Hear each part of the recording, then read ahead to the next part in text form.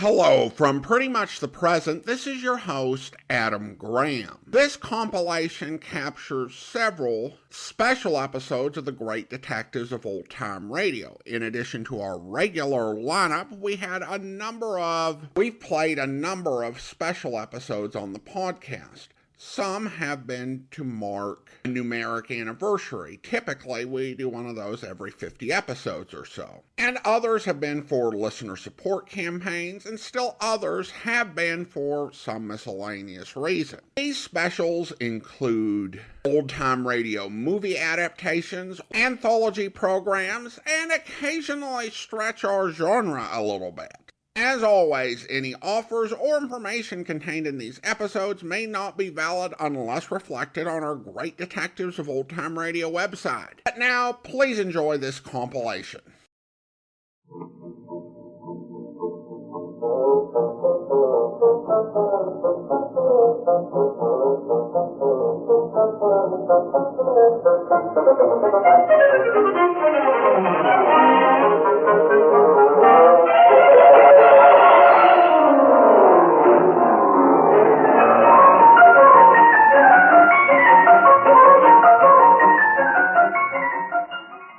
Welcome to the Great Detectives of Old Time Radio. From Boise, Idaho, this is your host, Adam Graham. If you have a comment, email it to me, box13@greatdetectives.net. Follow us on Twitter at Radio Detectives. And become one of our friends on Facebook, facebook.com/Radio Detectives. This episode we're bringing you comes as a result of our 850th show, which was actually on Tuesday. But the nature of doing 6 shows a week is that we don't always end up at the end of our show even when we get to a special like number 850. And there may be a point when I go ahead and I upload one episode at midnight, one episode at noon. But in this case, I just decided we'll go ahead and do it on the Sunday closest. And we're going to bring you an episode of a series we brought to you before for our special. However, it's been a long time since we presented it, so I'm going to give you an introduction. In 1942, Mutual introduced a program called Murder Clinic.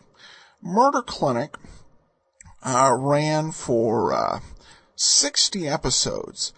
And it was a fascinating concept. What they did was they ran an anthology series. Each week it featured a different great fictional detectives.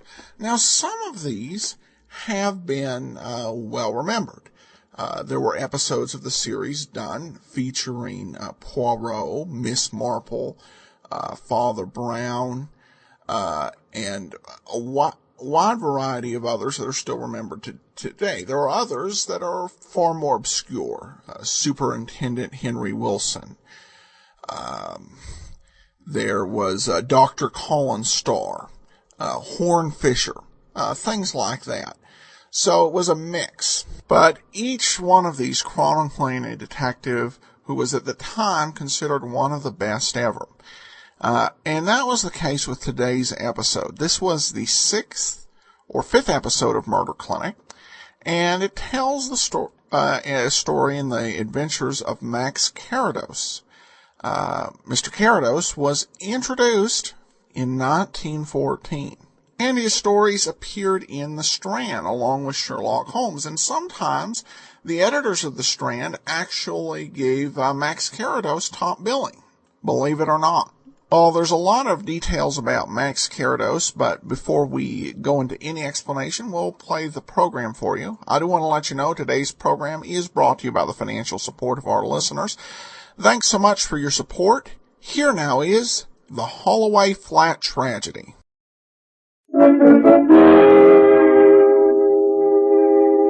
Murder Clinic.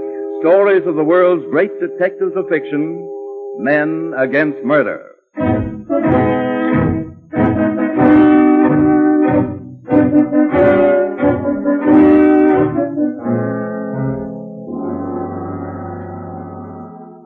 The call. But their exploits are unique. Each week at this time, WOR Mutual invites you to Murder Clinic, where you'll meet one member of this select band in his most interesting case.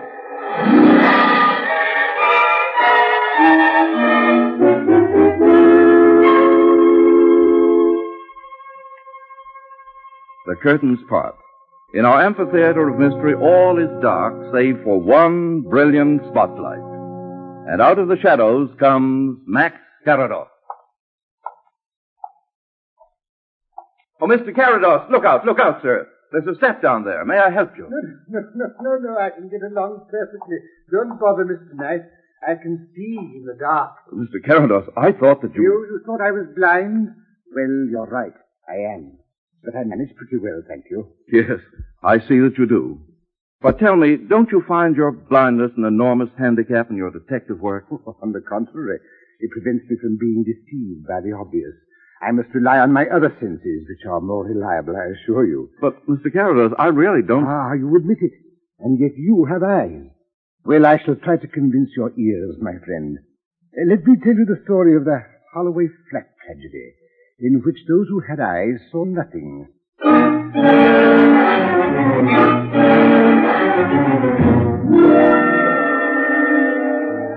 You may recall Louis Carlyle, my very good friend and associate. He was a private inquiry agent and often did me the honor of asking my help in some of his more complex cases. One morning I dropped in at his office. Parkinson was with me, of course. He has been my personal attendant and my physical eyes for many years. Louis was a bit bewildered by a letter that had arrived in the morning mail.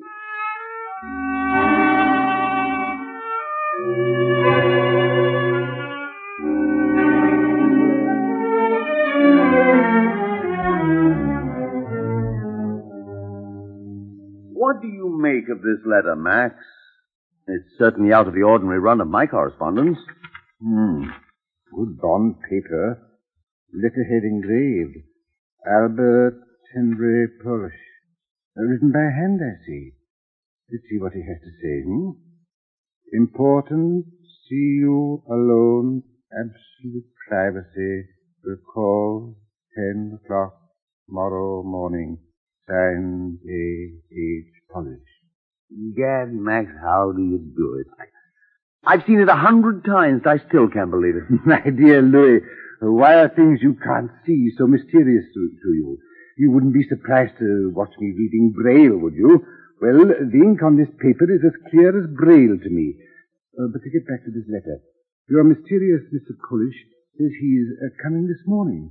Perhaps I'd better go. I wish you wouldn't, Max. But he says here, absolute privacy. Yes.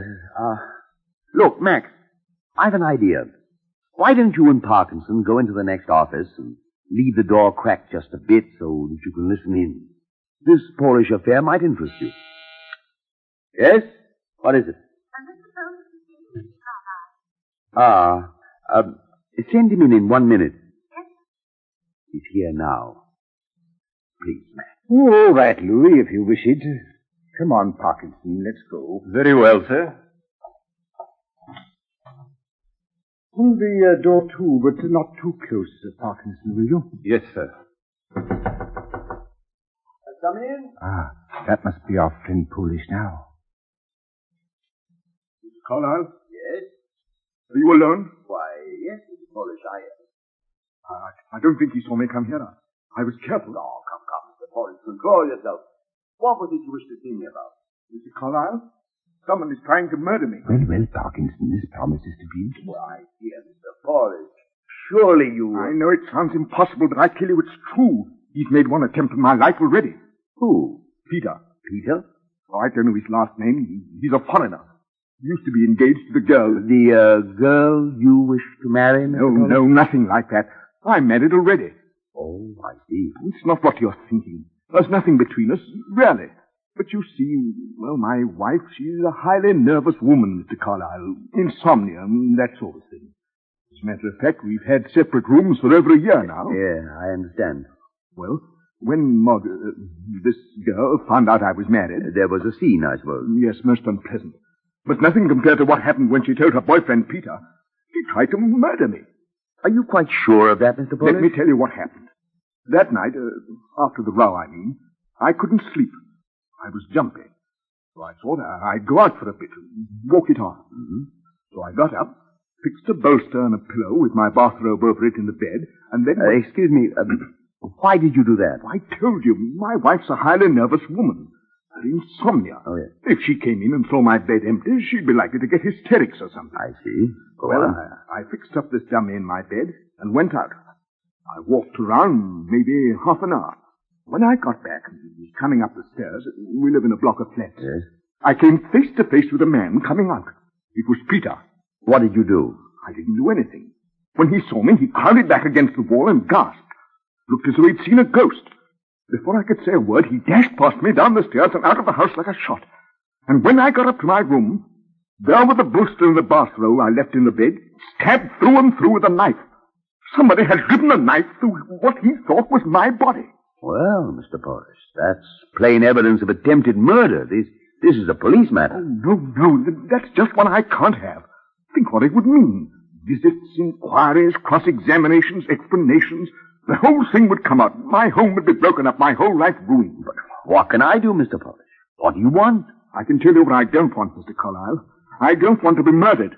And I don't want my wife to get wind of this affair. Well, Mr. Polish, I should advise your going away for a while. It's impossible just now. My business... Well, then, until you can, I should advise new locks on all your doors and your windows. That means locksmiths and more questions. My wife's nerves... Oh, surely, Mr. Polish, that's carrying consideration a bit far. How did you account for the cut linen, the bolster? Oh, I've hidden them away in a drawer until I can buy another sheet and cover. I managed to sew up the bolster. Well, Mr. Polish, it's a unique problem. I don't see at the moment just how I can advise you. Come, Parkinson. This interview is practically over. Let's get out into the anteroom. I should like to see this foolhardy but devoted husband. Good day, Carlyle. It's been a great relief to me telling you about... I see there's someone in the anteroom. Isn't there another way out? I don't want to be seen. Quite all right, Mr. Polish. Mr. Carrados. He's blind. I'd like you to meet him. Blind, you say? Oh, well, all right. Oh, Max, I'd like you to meet Mr. Polish. Oh, how do you do, Mr. Polish? Oh, yes. Pardon my glove, won't you? You see, I'm missing part of the finger in my right hand, and I'm sensitive about it. Oh, you needn't be, Mr. Polish. I found physical infirmities have their compensations. Oh, yes. I can see it. I must be going, Mr. Carlyle. I'll get in touch with you if anything further develops.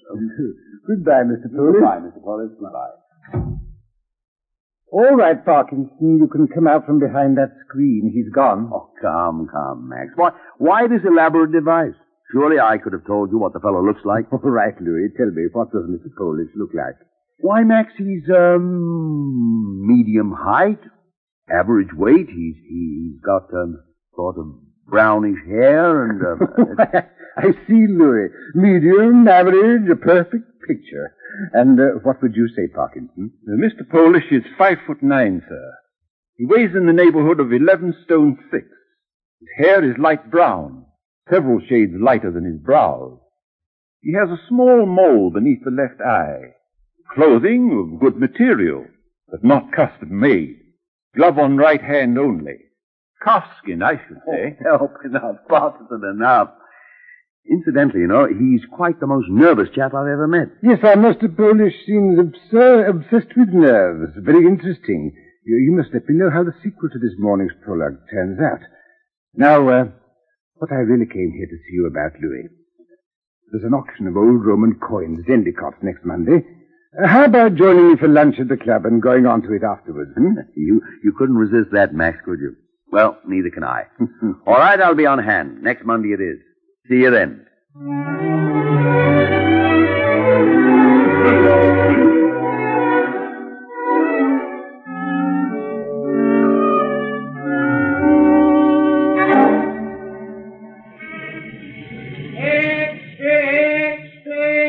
A fine lunch, Max. I hope this auction will be better. Listen, Louis. Get your paper. Always flat murder. Read all about it. Holloway Flat? Isn't that the address of your remarkable caller last Thursday? By Jove, Max, it is. what was the fellow's name? Polish. I want... Here, boy. Boy. Give me a paper, please. Ja, governor. Thank you, sir. You're right, Max. It is Polish. Why, the poor devil. Found dead in his bed this morning. In the room. Charwoman's gruesome discovery. Early this morning, they... Shocking injury. Uh-huh. Hey, Gabby. Scotland Yard.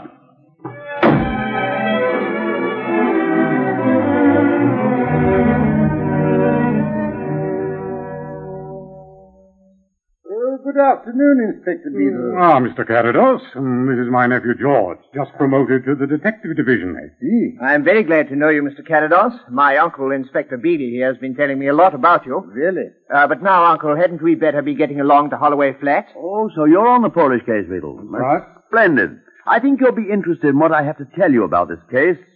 We'll take a cab, and I'll give you the information as we drive along.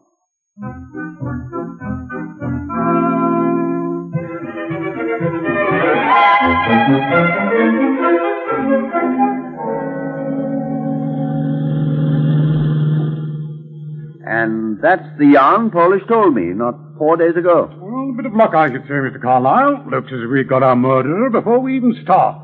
Polish didn't happen to give you the name and address of this young lady, did he? No, Beadle. He left something for you to find out. Well, that oughtn't to be hard, Uncle. Shop girl, kept company with a foreigner, name of Peter. Right. Well, here's the Polish flat now. Pull over, driver. I'm Inspector Beadle, Sergeant. Is this the Polish house? Yes, sir. I'll take over now. Is this Mrs. Polish? Yes. I'm Inspector Beadle, Mrs. Polish. Oh, won't you come in? These men are my associates. We'd like to see the body of your husband. Oh, it's unbelievable. Who could have done this terrible thing? My poor Albert. He was so good and so kind. When I got the wire, Torquay, I rushed right back. Oh, we weren't at home when this happened, Mrs. Polish. Oh, no. Albert had insisted I go down to Torquay, to my sister's for the weekend. Why did I go? If I'd only stayed, this never would have happened. Now, ma'am, you mustn't disturb yourself. You just leave everything to us. Oh, but I must be with him. My Albert. Albert. Stop her, Inspector. Don't let us see him. He's in a horrible state. Mrs. Polish, you'd better... Oh, Albert. Oh, confound it, Sergeant. Get her out of here. All right, sir. Come on, Mrs. Polish. All right. Lummy, he is a nasty sight. I've seen dead ones before, but this... His face is slashed like a fancy loaf. Yeah, looks like there's been a wild beast at work. Horrible. Well, Inspector Beadle, it fits in with what we know, what he told me himself. Revenge, rage, and sheer bloodthirstiness. Inspector, Yes, Mr. Carrados? are you sure the corpse is Polish? Why, I might have it for granted, Mr. Carrados. Why'd you ask? I'm always suspicious of these murders where the victim's face is bashed beyond recognition, that's all. You're right, Max. He's fairly unrecognizable. Wait. Yes, it's Polish, all right. See here? A finger missing on the right hand. Remember, Max? He told us about that when he shook hands with you the other day in the office. Yes, I remember that very well. Nevertheless, Inspector, I'd compare our victim's fingerprints with those of Mr. Polish's if I were you. But, Mr. Carrados, we haven't Polish's fingerprints on My file. dear man, there must be literally hundreds of them around this room. Everything he touched must be covered with them. Yeah, of course, sir. Stupid of me. George, attend to that. Yes, sir. Oh, by the way, George, did you get the doctor's report? Yes, I did, Uncle. He says it must have happened sometime between Saturday midnight and early Sunday morning. The neighbors saw him come home after taking Mrs. Polish to the station Saturday afternoon. And they saw the Sunday papers and milk bottle outside his door Sunday. He wasn't found till Mrs. Jones, the charwoman, came to clean up this morning. So where was this Mrs. Jones Saturday, George? She says Mrs. Polish let her go early Saturday, Mr. Carrados. What with her going away to Torquay for the weekend. I see. Poor chap. If only he'd taken my advice about changing those locks. I say, Max, what are you doing there? Oh, I'm looking for that chief and boaster he said he'd put in the bureau drawer after that first attempt on his life. Well, that's a good point, Mr. Carrados. Yeah, let George help you. Socks, shirt. Put over. Let's try the next door. Ah, here we are. This looks like them, all crumpled up in the corner. Good. He said he'd hidden them. Yes. Here's the knife cut. Mr. Carlyle, very interesting, but no more than we expected. Let's get on. Coming, Mr. Carrados? You go ahead. I'll join you in a moment in the living room. I'll just fold up this linen so it's tidy. You beat it. A blind man wanting things tidy, as though he could see. I say, Uncle, take a look at this. Here's where that Peter fellow must have come in. Here's marks on the windowsill. You're right, George. Easy as ring of roses. There's the balcony and the stairway window, not a yard away. Unusual case, Inspector Beadle. This murderer seems to have gone out of his way to make things easy for you. It fits, Max. It fits. Blind, jealous rage, and didn't have the wit to cover his tracks. Too bad Polish didn't take my advice about changing the locks on his door and windows. Come in. Yes? What is it, Constable? Sorry to disturb you, Inspector, but there's a chap out here with tools. Says he came to put in new locks. That's locking the stable door, all right. Let's have him in. All right, you there. The inspector wants to see you. Oh, how are you, Mr. Inspector? Blimey, what's this? Never mind that, my lad. You're a locksmith, eh? Right, Governor. My name, Joseph Biggs. We've a shop at Maidstone Crossing. Mr. Polish asked you to come here and do some work for him. That's right. Coming Friday, he did, polite as you please. Asked me if I work Saturdays. Not as a rule, I says. Told me he needed his locks fixed. Never you mind Saturday closing, he says. Monday'll do. And now here I comes. 1 hour in the bus from my shop. It's hard lines, that's what it is. It's hard lines. That'll do. Just get along with you now. Blimey, I'm called to do a job and then get bounced out of it. Oh, that's that. Just one more thing. Sergeant, did you ask Mrs. Jones whether there'd been a fire in this grate recently? Yes, sir. Said there hadn't been one for weeks. I see. Then these ashes may be significant. Here, have a look, George. It looks like some paper's been burned. Not much left. Hey, what's this? Look, it's a bit of newspaper. Goodbye. Let's Funny have a look. kind of printing. Why, it's Italian. Just one more sign pointing in the same direction. Peter. Yes, isn't it, Inspector Beadle? Did anyone happen to notice if he had written Tea Parlor Italiano in red on the wall over the bed? Why, no, Mr. Carrados. I'll go look. No, George, don't bother. When you know Mr. Carrados as well as I do, you'll understand that although there's always something in what he says, it's not always what you think it is. That's right, Mr. Carrados. Just why do you think the murderer might have written Italian spoken on the bed? Obviously, Inspector, to make sure you wouldn't miss it. Oh, you're right, Mr. Carrados. This Peter has been pretty helpful. Nothing to the case, just a simple routine job of finding the shop girl and her Italian boyfriend. Bulldog you are, Inspector. But I wonder, while you're pursuing this simple routine job, would you do a favor for me? Why, of course, Mr. Carrados. Anything you like, if you think it'll help find the murderer. Thanks, Inspector. Now, this is what I want you to do.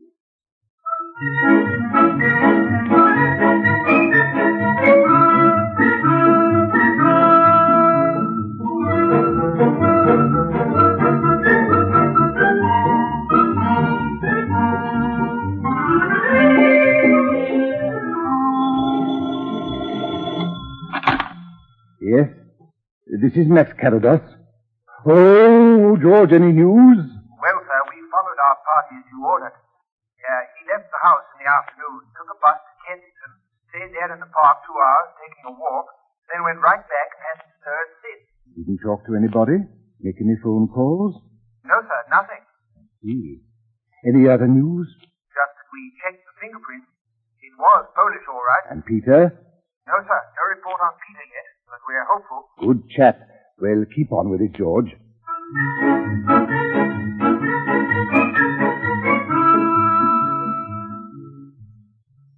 Nothing, sir. No sign of Peter, nothing.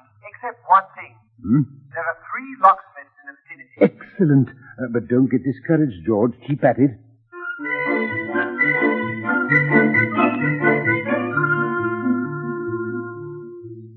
No, sir, nothing. It's been 3 weeks now, Mr. Carrados. Shall we keep at it? By all means, George. It's absolutely vital. Absolutely.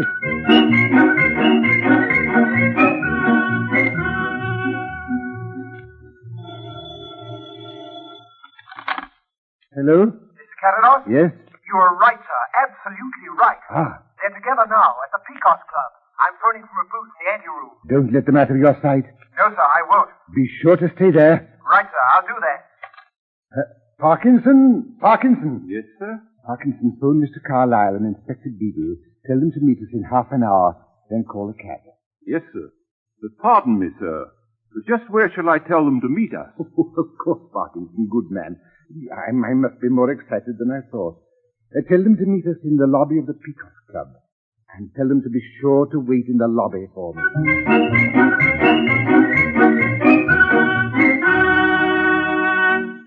Ah, Louis, you got here before me. Hello, Mac. And Inspector Beadle. Mr. Carrados? Mr. Carrados, you called it to a turn. How you ever guessed it? No time for that now, George. That inside? Yes, sir. At that table there, sir. Where I'm pointing, see? Oh, I'm sorry, sir. I clean forgot. That I'm blind? Never mind, George. That's the finest compliment you could have paid me. Now, what's happened so far?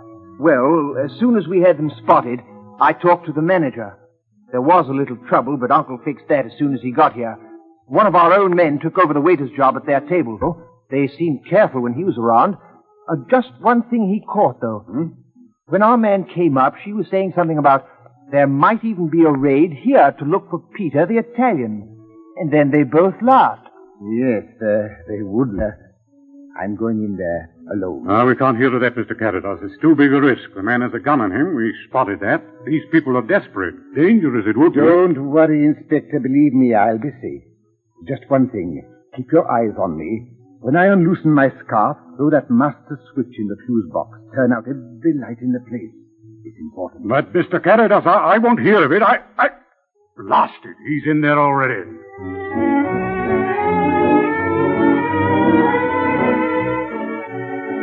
We'd better get to the theater. We'll be late. Do finish your... There's no hurry. We've plenty of time. Oh, do finish your coffee, Dick. I'm nervous here. I still think it was a crazy stunt. Don't worry. It's over a month now and nothing... Why, good evening, good evening. Why, how pleasant to meet you again, Mr. Polish. Why, what do you mean? But of course. How stupid of me. I couldn't expect you to remember me, Mr. Polish. After all, we met only once. There must be some mistake. I never... Surely, Mr. Polish, you recall your visit to Mr. Carlyle's office. As you were leaving, I was sitting in the anteroom. I told you there must be some mistake. My name is not Polish. Of course, how stupid of me. Oh, you must forgive me. You couldn't be Polish, could you? I remember now. I read somewhere the poor fellow was murdered once. Was he? Yes, terrible thing. But what an embarrassing mistake. You know, it's only the second time in my life it's happened to me. Mistaking a voice, I mean. You see, I'm blind. Oh. Yes, miss, quite blind. And I've always prided myself on never forgetting a voice. And now here I am, forgetting the first. You've made your second mistake. So if you'll excuse me... Yes, it's all coming back to me now. How could I have forgotten? Why, only the other day Mr. Carlyle was telling me about that dreadful murder case. The police let him in on the little game they're playing. What little game? What do you mean? Well, I shouldn't tell you. It's in the strictest confidence, of course. But you've been so kind. Yes. What little game? Why, it's Peter after, the Italian. You mean they found him? Found him. That's just it. The police know there's no such person. Ridiculous. Why, all the evidence in the newspapers... All planted, every bit of it. Imagine that. Why, they even know who did do it. You see, the police have discovered that the man who called on Carlyle that day wasn't Mr. Polish at all. He was the wife's lover. Mrs. Polish, I mean. That's very interesting. Yes, isn't it? You see, Polish's wife and her lover had planned to murder Polish all along. So he, the lover I mean, went to Carlyle's as Polish and spun a yarn about some non-existent Italian who had already tried to kill him. Wasn't that clever of them? To supply the police with a murder they never could find. Why are you telling me all this? Well, I thought since I mistook you for Polish and all that, you might be interested. But if I'm boring you... No. Go on. Of course, It must have been the wife who planned the whole thing. She wanted the lover and her husband's money, both. Oh. The police know that. They can't do a thing about it. That is, till they find the lover. Of course, if they once find him, it's simple. They'll both hang. Unless the lover turns king's evidence. That will save his life, of course. It would? Are you sure of that? Oh, absolutely. Dick, what are you thinking? But, on the other hand, if they never find him, she's safe. Phew. Ah, it's warm in here, isn't it? I must loosen this scarf. Jimmy, what are you... Let go of me! You devil, you! George, light! Let go. Look there. One side there. Max, are you all right? Mr. Carrados, what happened? As you see, Inspector, Mrs. Polish has just shot and killed her partner in crime. You know dead men tell no tales. If I hadn't prevented it by catching her wrist, we'd have found the gun in his hand, and the verdict might have been suicide.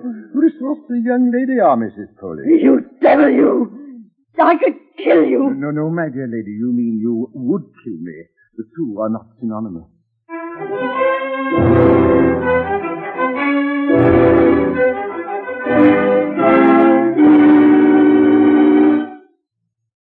Well, Mr. Carrados, that was a very pretty trap.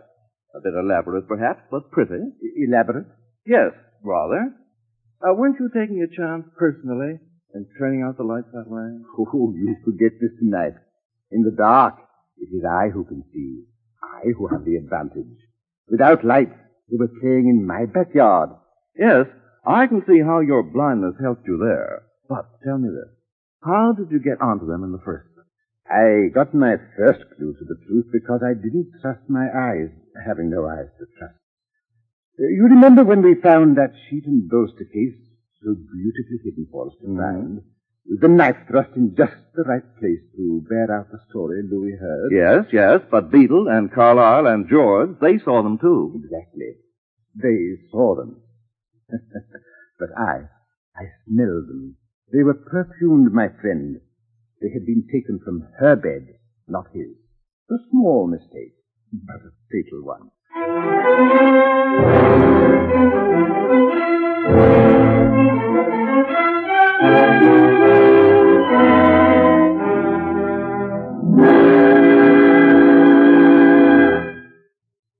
You have been listening to Murder Clinic.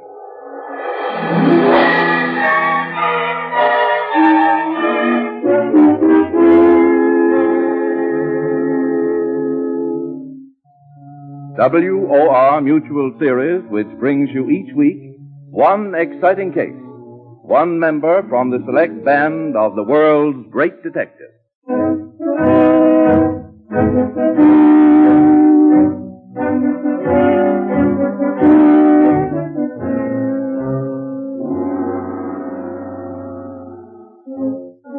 Tonight's detective was Mr. Max Carrados and was played by Alfred Shirley.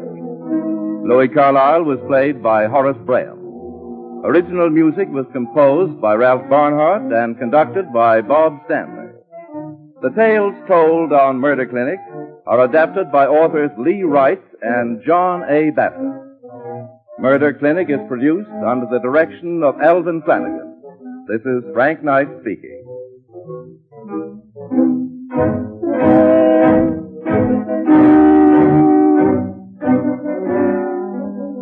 This is the Mutual Broadcasting System.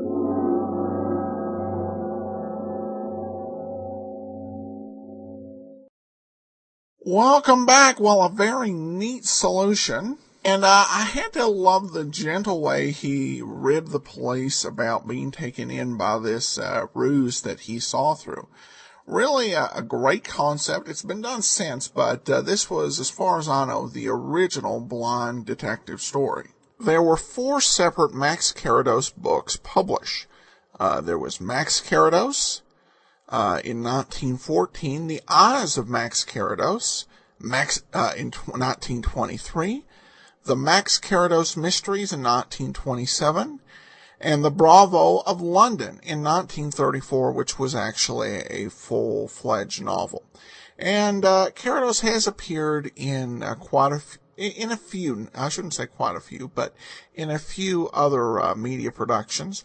One of them was on the television series The Rivals of Sherlock Holmes from the 1970s. And that's been a series I've always been somewhat fascinated with, because they had a lot of forgotten detectives in that series. Well, including Lady Molly of Scotland Yard, which has always seemed like an interesting concept from Baroness Orczy, who, of course, wrote The Scarlet Pimpernel. And, of course, Alfred Shirley, who played Max Carrados in this episode, would have a few other claims to fame as well. Longtime listeners of the show will remember him as the first Dr. Watson to John Stanley's Holmes. He also played in the CBS radio series as Hearthstone of the Death Squad. All right, well, that'll do it for today. We'll be back with you on Monday with Frank Race.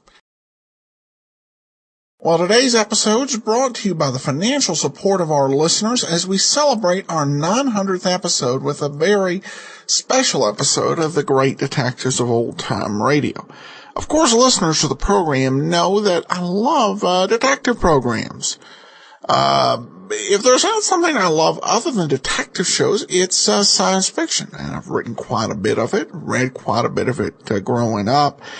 Wouldn't it be great to combine the two? Well, tonight we'll hear a story that's a combination of both. This is actually an episode of the series X-1, which NBC aired late in the golden age of radio, when many of the key stars had moved on. NBC had earlier had a science fiction anthology series called Dimension X, and it ran much shorter, about a year. X-1 ran for 2.5 years, making it perhaps radio's longest running science fiction adult science fiction anthology show. There were, of course, some others. There was Beyond Tomorrow, Exploring Tomorrow, 2000 plus. But science fiction was very new in the golden age of radio, and most science fiction was made for juveniles, though certainly there were some adults that enjoyed it as well, just as was the case with programs like The Lone Ranger and Challenge of the Yukon. Today's episode actually, in addition to being a detective science fiction story, also features a future Johnny Dollar, Mandel Kramer in the lead role. So let's go ahead and we will take a listen. Today's episode of X-1 is called Protective Mimicry. The National Broadcasting Company at this time wishes to thank the editors and publishers of Galaxy Magazine for a special award which has just been presented to the program X-1. The award cites X-1 for the outstanding adaptation and the original method of presentation of adult science fiction stories to the vast audience that has shown increasing interest in this newest form of journalism. The NBC Radio Network is proud to receive this citation on behalf of X-1. NBC is also happy to acknowledge the enthusiastic response and support of the listening audience to this program. Your many letters of encouragement and constructive criticism are always gratefully received. Your criticisms carefully noted, and whenever possible, your suggestions acted upon. Please listen at the end of this program for a special free offer.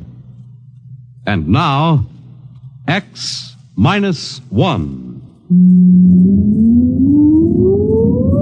Countdown for blast off. X-5, 4, 3, 2, X-1, fire.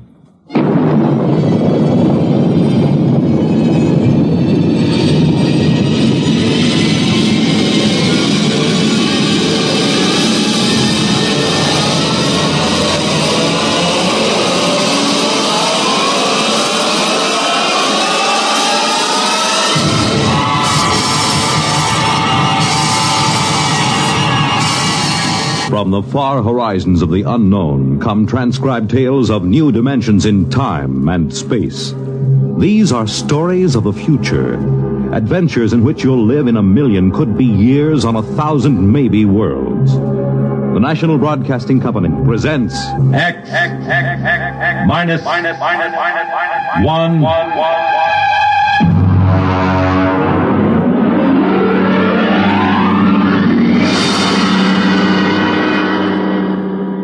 Tonight's story, Protective Mimicry, by Algis Budrys.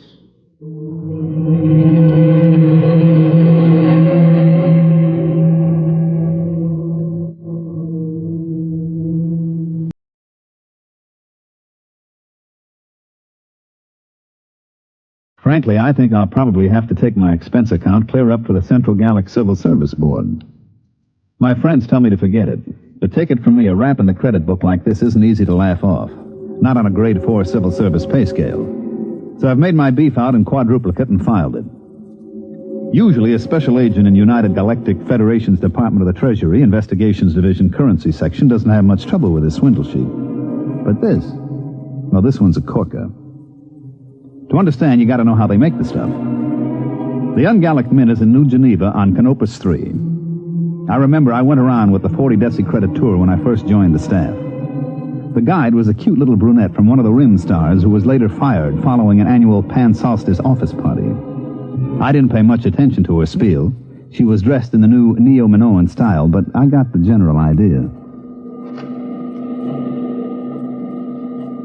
This is a demonstration machine, of course, but you will notice the indestructible fiber coming off that spool at the right. It goes into the slot in the machine there. Now, if you'll pass along, you see it goes between those two rollers through 6 or 7 chemical baths. No, I'm not sure what chemicals. That's restricted information. It's stamped, analyzed for flaws, dyed, and then run through this unit here. This is the most carefully guarded part of the process. The unit is removed from the plant each night and locked in the deep space vault on the satellite station directly overhead. After the strip emerges here, it is chopped into convenient lengths and carefully removed into armored cars. It is called money. Well, what does that secret unit do? Well, that's a very good question. You see, the currency is non-defacable, fireproof, immune to wear, weather, and water. But the most important thing is an electronic pattern impressed into the fiber by that secret pattern. You all know when you cash a bill, it is passed over an electronic plate that reads the pattern. If the serial number and the pattern match, well, but if they don't, well, first I'll put an ordinary credit note over the beeper. There. Perfectly good. Now, a simulated counterfeit bill without the electronic pattern. Well, now, that wouldn't fool anybody long, would it? Could anybody duplicate that electronic pattern? Well, that's a very good question. Only the government has the equipment to put that in. Your currency is safe and sound. Don't you worry about that. Are there any more questions? Yeah. How about a drink after the tour? Well, Oh, that's a very good question.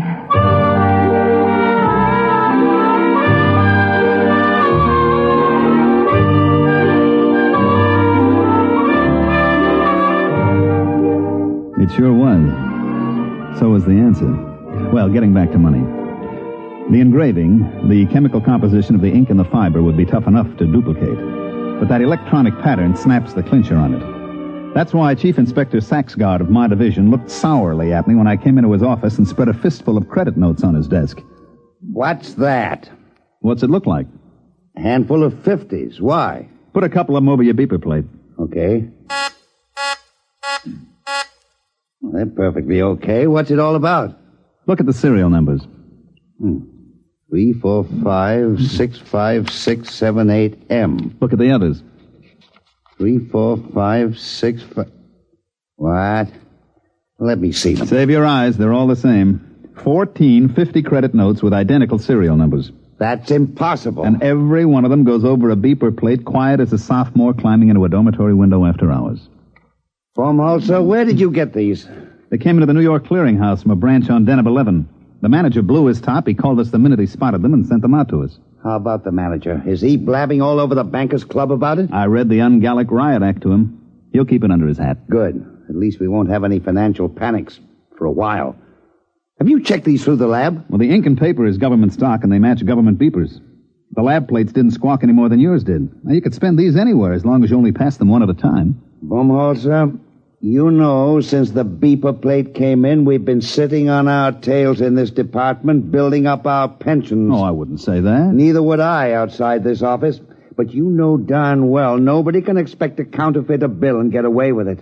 It's only because throughout the universe there's a certain percentage of people who will try anything once, and a corresponding percentage of purblind idiots who will accept anything with engraving on it as money that we're here at all. Oh, I've seen cigar coupons and crayon sketches come into this office. I've seen premium offers from household magazines, jet bus transfers, where some people would try to pick a Yale lock with a quarter of a pound of butter. Now, the only reason any queer can pass is because some goggle-eyed nudnik neglects to use his beeper plate. But I worry. For 15 years, I've sat in this stinking office and waited for somebody to invent a matter duplicator. Well, looks like you can stop worrying. Look at those bills, identical down to the whiskey stain in the corner. All right, Bumholzer, you call transportation and get out to Deneb 11 and find out if anybody in that neighborhood has a matter duplicator, or if he hasn't, what he has got.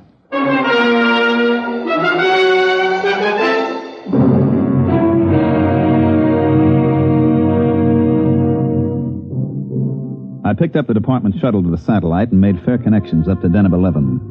It's a 4-day run on drive, and I get free fall 6, so I was glad to hit the port in Glub, which, so help me, is the name of the only city on the place. Deneb 11 is what we call in the department a mud ball. It's a jungle world with an atmosphere like a swatch of Harris tweed. I was smoking a cigarette when I got off the shuttle, and the air I pulled in made the smoke taste like well-decayed leaf mold. I was wringing wet 2 minutes after I left the air-conditioned port. I noticed the local costume would get you arrested on any beach in the galaxy, but it didn't matter since there's nothing titillating about pasty skin dripping with weary perspiration. I checked in with the regional office and found the resident agent tinkering with his air conditioner. Hi, Baumholzer. You know anything about the sealed power pack on this condenser? Yeah, if you keep banging at it like that, you'll crack the seal on the atomic shielding, and your posterity will thank you. 3 heads at a time. Oh, I guess I better not fool with it. Now, take off your pants and pull up a chair. I don't mind if I do. Is it always this humid? Oh, no. In the hot season, it's worse. I'd send for a replacement part, but the fax line isn't too reliable. The last time I sent for a sealed unit, they shipped back an overaged sea lion. Yeah, I know. I was on Polar Station on Ganymede when my heater element broke down. I faxed for 3 feet of element, and they shipped me back 3 fetal elephants. Yeah. Well, I suppose you're here about the queer bills, huh? Yeah. You got any lines on it? Well, my orders will lay off and let the central office handle it. Be my guest. Any ideas? No. Where do you figure to start? Well, this is the only city. I'll have to check it out. Have you got a list of authorized beeper plates? Somewhere. Let's see here. Oh, look out. Why? There's a whittlefly on your arm. Hey, how does a thing that size get through the filters? Insects on denim are tricky. This one is a non-filterable virus in the larval stage, and it blows up to this size. Carve his initials in your arm if he gets a good bite. That's why he's called a whittlefly.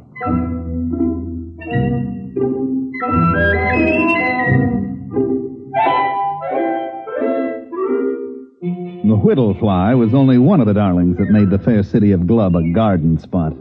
They had one cute little tyke called the laboratory beetle, because when he bit you, he typed your blood and followed you around for days getting refills. I had one take a sample of me as I went out the door of the residency with a list of beeper plates, and he followed me from store to store while I checked every installation in the city.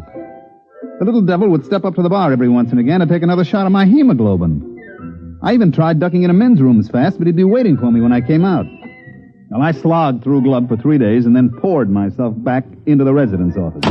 Did he come in? Who? The laboratory beetle. No, they usually hang around in the hall and wait. Sometimes when I've got a poker game going, you can see 3 or 4 of the little angels buzzing around outside waiting like chauffeurs outside the opera. Wow. Draw a blank? Well, I found 7 defective beeper plates, but nobody remembers any queer bills being passed. You know, who checks serial numbers? They must have come in one at a time. And the clerks at the bank always were out to lunch and referred me to the next guy. You got any lotion for insect bites? Desk drawer. In a way, the beeper plates make it tougher. Nobody even looks at the bills anymore. Just throw them over the plate, and if no bells ring, it's okay. Well, how about the other angle? Matter duplicator? I checked invoices and purchase records. Nobody's been buying electronic parts that can't account for every tube. I thought I had something. One fellow bought 12 of those giant lithium cathode tubes, but it turned out his wife was having them wired as lamp bases. Well, I better be going. I hate to keep my little insect friend out there in suspense as to cocktail time. You got another lead? Yeah, I found a bar that makes a Tom Collins with real lemon juice instead of battery acid.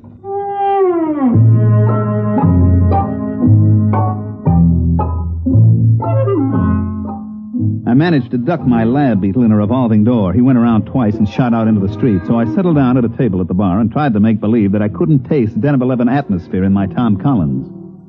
I was chewing on an ice cube when I looked up. Mr. Baumholzer? That's right. I want to talk to you about money.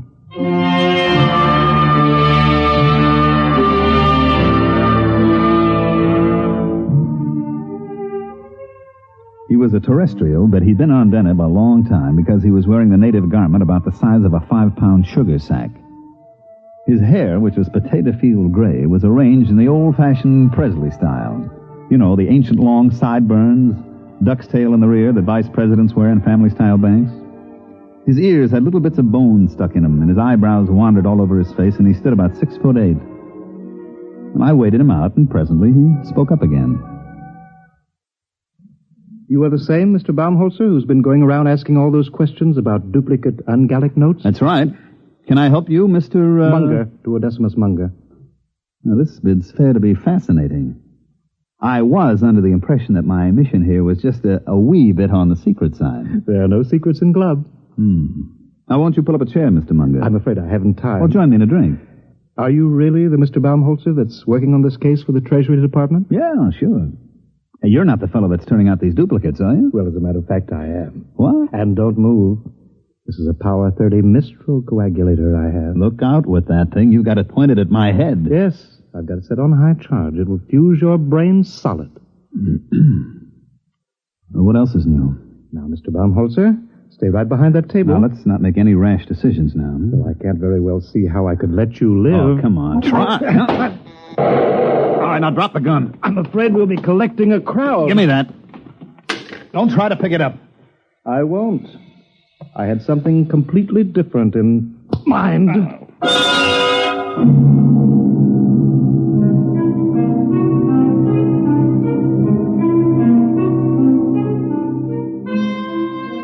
Just like in those ancient legends the archaeologists keep digging up, the ones with the hard-boiled detective and the beautiful blonde, I felt the traditional roof fall in on the back of my head. As I went black, I remember thinking how odd it was that it was happening to me some 500 years after Spillane the Scrivener. I came to in the same archaic fashion with my head going around in a free orbit around my neck. Baumholzer, are you all right? I can't see. I'm blind. Everything's black. Well, open your eyes. Oh. Where is he? Who? The guy who slugged me. What am I doing back at your office? Oh, some bartender brought you in. I thought you passed out from too much lemon juice. It was a guy named Munger. Which way did he go? Beats me. Munger? Tall feller in native dress? Yeah. Oh, well, you might as well forget about it. Why? Well, I can order a pickup on him next time he's in town. They'll sock him away in a psycho ward for a while. Forget it. Look, I am not an old lady calling up complaining that the nasty delinquents are teasing my cats. That Munger's tied in with the queer. Him? He said he was the passer. Well, that can't be. Munger. You got a file on him? Yeah. I get a number of complaints on him, so do the local cops. Well, I didn't want to make trouble. He's a very wealthy man. I'll bet. What does he do? Well, he's a merchant or something at a native village. Once or twice a year he comes out and paints the town, but a counterfeiter? I would like to talk to him again with the Mistral in my hand. He had a Mistral?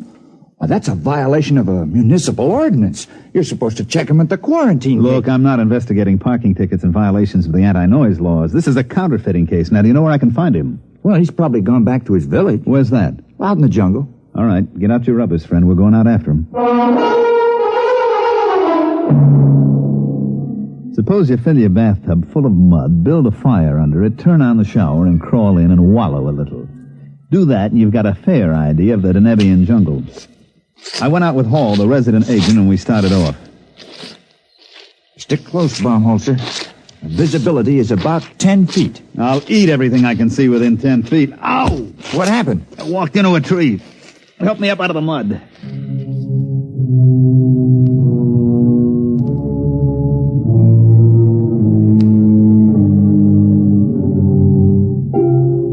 We puddled on for a couple of hours. The rain was so thick I didn't see the trees until I bounced off of them and sat down in the warm mud. I reflected as I struggled to my feet what a terrible waste. In the beauty salons of Charles of the Ritz Asteroid, ladies from all over the galaxy paid thousands of credits for hot mud baths to take the wrinkles out and make their skin smooth and caressable. And here was I getting a much more thorough treatment every time I sat down. They issue a lot of special equipment from department stores, and it all functioned perfectly. My neo-latex galoshes were fine, but stuck in the mud. My Minipower goggles and wipers kept my eyes clear, but they didn't keep me from crashing into every tree. My leak-proof sportsman's flashlight stayed dry as a bone, but powerful as it was, it couldn't light up more than 3 feet in the pelting rain. Paul, the resident, led the way, consulting a compass and a waterproof map, and finally we stopped, and I noticed that there wasn't any rain coming down on me. It's a rain shelter. The natives build them. Kind of them. Well, they're on all the trails. If you go more than a day in the rain, you go punchy from water drumming on your hat. I believe it. Well, now, don't sit down. You'll sink in. I don't know. Theoretically, a broader base should keep you from sinking like snowshoes. Well, also increases the suction. I'll stand. How far is Munger's village? Well, either 2 miles or 22. I can't read the map very well. Hey, wait a minute. Listen. Well, that's the rain. No. You hear that squelching? Somebody's coming. Oh, yeah. From over there. Natives? Maybe. There he comes. Well, we've got first pick on the shelter. It's a native tradition. First come, first dry. Yeah, there's somebody out there, all right. Who's there? Who is it? A friend of mine, Mr. Baumholzer. All right, Munger. Where did you come from? Don't move. I have several friends pointing long spears at your kidney.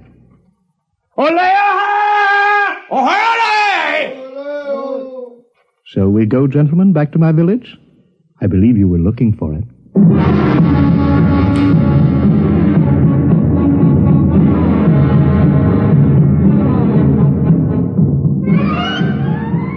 Munger was so intent on me that he didn't seem to notice as Hall sidled off into the darkness, and when he did, he set up a desperate cackle. He had a few of his fraternity brothers chase down the trail with spears waving wildly, but they came back murmuring some kind of a Choctaw, which seemed to carry the implication that Hall had gotten away like a big-bottomed turtle. Well, Mr. Baumholzer, your companion's action has saved your life for a while. Yeah, he'll bring back a platoon of Marines, and they'll reduce that village to a bullion cube. We'll just have to hold you as a hostage in case help should arrive. Thanks. At any rate, shall we get back to the village?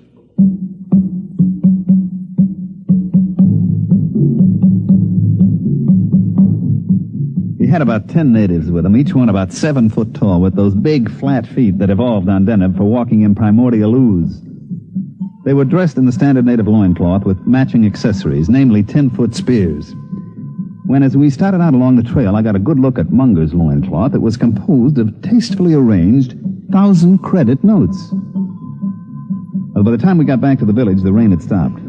The humidity, of course, was still 120%, and the only difference was that the moisture just loitered around rather than actually falling. There was some kind of a clam bake going on in the village. The natives were pounding a couple of drums, and as far as I could see, getting rapidly stinko on some kind of jungle juice that they passed around in huge gourds. They were leaping and dancing, and as far as I could tell, doing snappy sayings and fancy patter as I sat on some kind of a low mushroom and tried to ignore the 2 spears that were pressed against my throat. It felt as if a nervous barber was trying to shave me with his razor tied on the end of a 10-foot pole. After a bit, Munger strode up to me with all the dignity of the lord of the jungle, and he waved the spears a foot away, pulled up a mushroom, and sat down. Actually, you know, that wasn't a native rhythm at all. The original Danubian music is a kind of quiet, flute-like melody, something like Mozart. That didn't sound very flute-like. Yes, I know. One of the first terrestrial anthropologists out here to study the Denebs took recordings of their music, and then to be polite, he played them in a few recordings that he'd made on an earlier field trip. Unfortunately, they were from that lost rocket colony on Ceres. Their music was a degenerate ancient form called, I believe, Roland Rock. The Denebs liked it. And they've been doing it ever since. What's the party? They're propitiating the tree. I don't know why. It's never failed yet. But they're very conservative. They've got to go into this act every night before I can do my stuff. It lasts all night. Want a drink? No, thanks. Oh, I wish I had a fifth of something civilized. I've been drinking this native swamp water for much too long.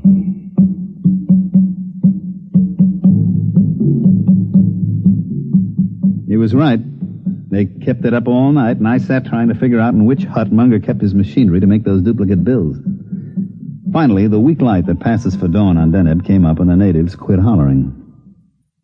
Let's go, Baumholzer. I hate to keep a man in suspense. You're curious about those duplicate bills. Well, now you're going to find out how it's done. Well, it's good of you to show me. I suppose your theory is that I'll never live to tell about it. That's very sensible of you. I like a man who can face facts.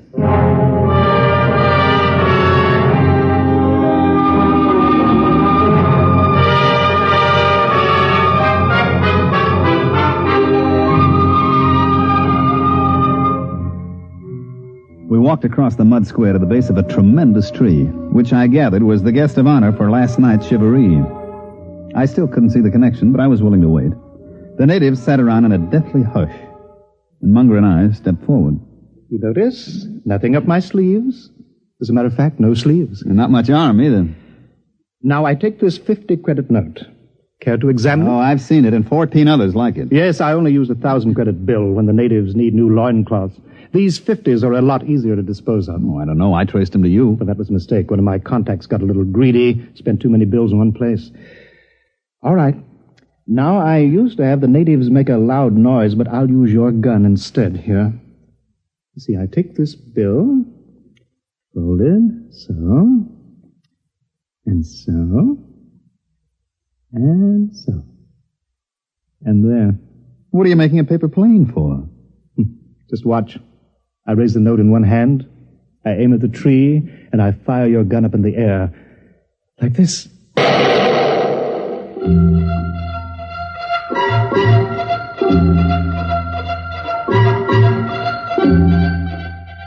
As he let fly with my gun, Munger sailed the paper airplane straight at the tree, and it sailed right into the foliage. Now watch.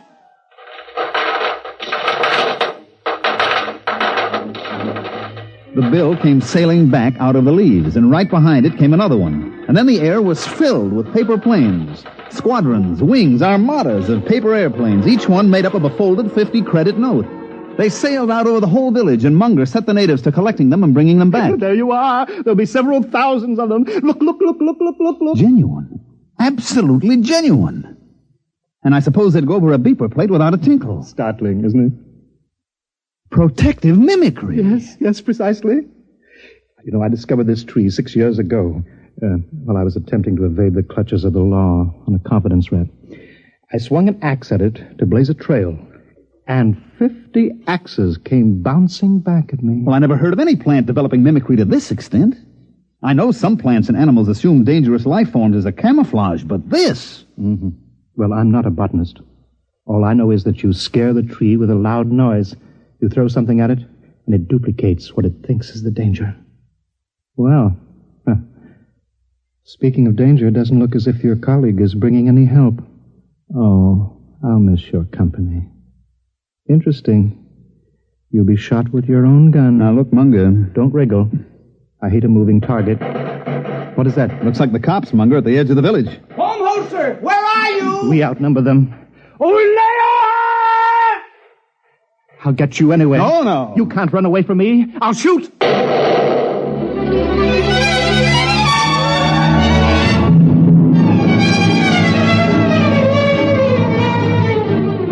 I broke for the other side of the square, and just as he shot at me, I tripped over a pot and went flying smack into the tree. Well, that's about it.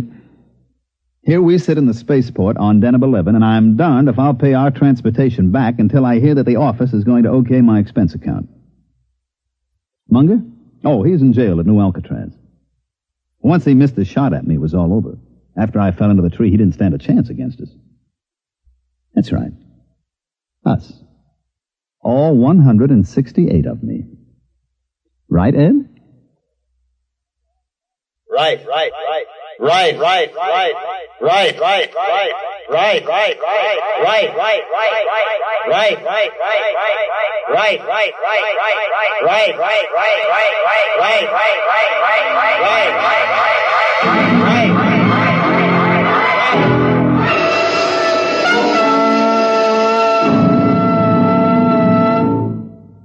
You have just heard X-1. Here is an important special announcement. In appreciation of bringing adult science fiction to the listening audience through the medium of this program, X-1, Galaxy Magazine wishes to make the following free offer to our listeners. For the first 2,500 who write in requesting it, we will send a sample copy of Galaxy Magazine at absolutely no cost. This is an opportunity to read the finest in adult science fiction, just as you listen to it each week here on X-1. To get your free sample copy of Galaxy, just write a postcard or letter to X-1, NBC, Radio City, New York 20, New York, and ask for your free copy. Be sure to print your name and address plainly on your card or letter. This offer can be made only once. So if you want your own free copy of this leading science fiction publication, be sure to write without delay. Here is the address again. Write to X-1, NBC, Radio City, New York 20, New York. Your sample copy of Galaxy will be sent to you without obligation of any kind. Tonight, by transcription, X-1 has brought you Protective Mimicry, written by Algis Budrys, and adapted for radio by Ernest Kanoy. Featured in tonight's cast were Mandel Kramer, Terry Keane, Charles Penman, Dick Hamilton, and Wendell Holmes. This is Roger Tuttle. X-1 was directed by Daniel Sutter and is an NBC Radio Network production.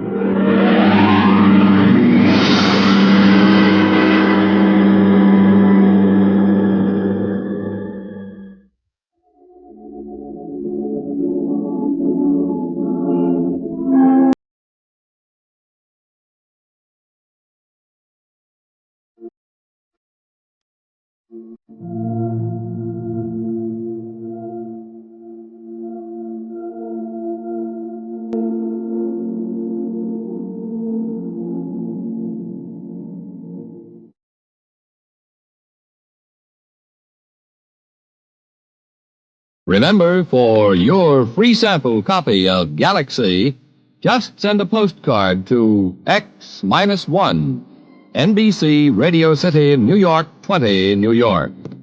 Now be sure to print your name and address plainly on your card.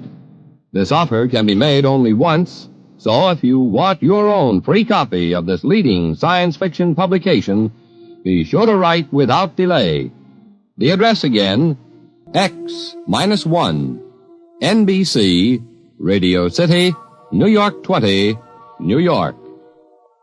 The Roaring Twenties in song and story. Hear Gordon MacRae in The Best Things in Life Are Free tonight.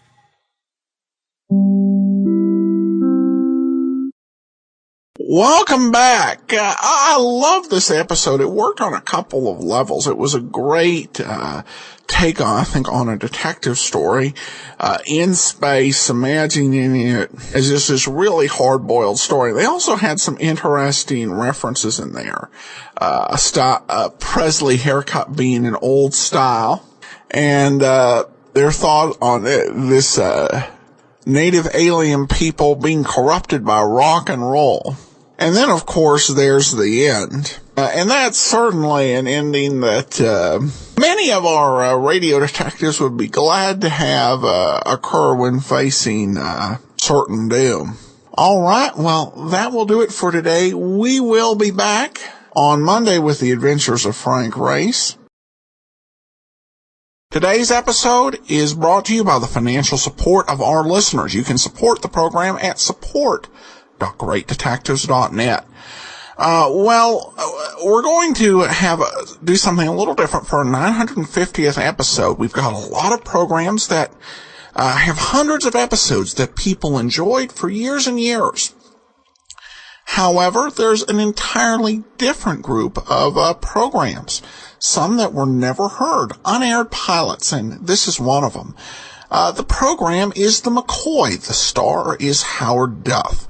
Original recording date, as it was never aired, was April the 22nd, 1951, and the title is The Three Wayward Girls. So sit back, relax, and enjoy.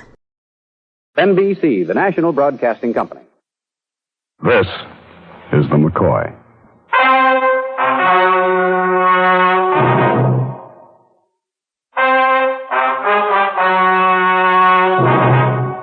The National Broadcasting Company presents The McCoy, starring Howard Duff.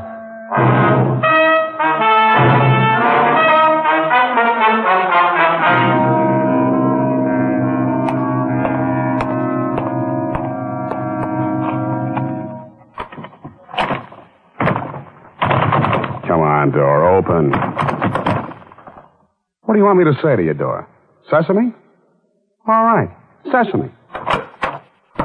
If there's anything I hate, it's a door that has to be coaxed. Take that.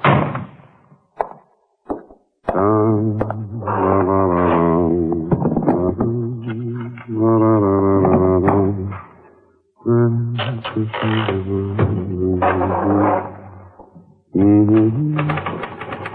the file, Mike McCoy, Criminal Investigations, file number 354, 22 April 1951, Los Angeles, California. Where else? Case, the three wayward girls.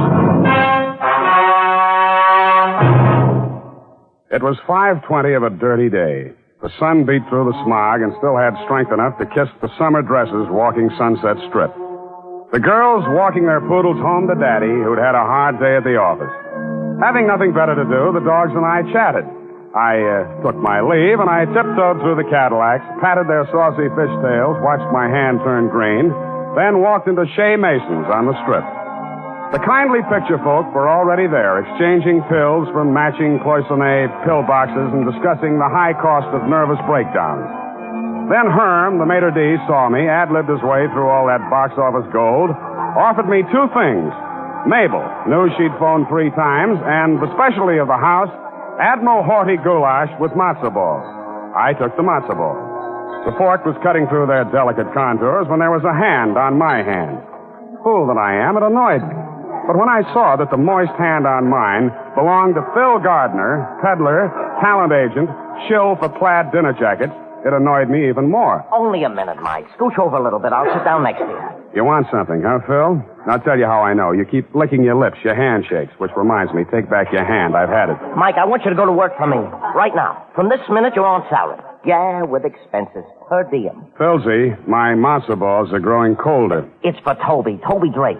I'm putting you on the payroll. You remember Toby built you up to her, gave you a knockdown to her?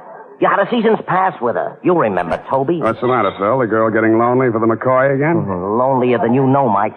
The girl's being threatened.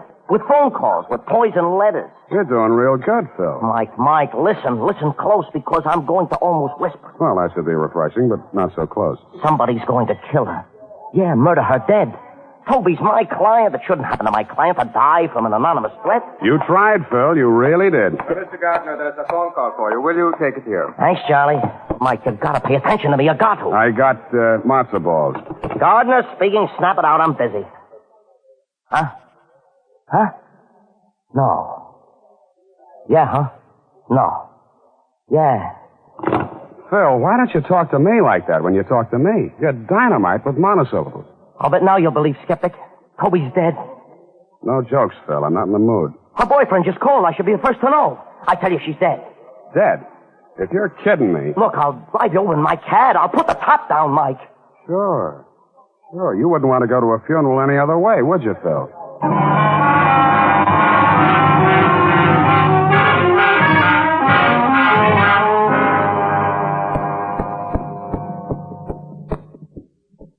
This way.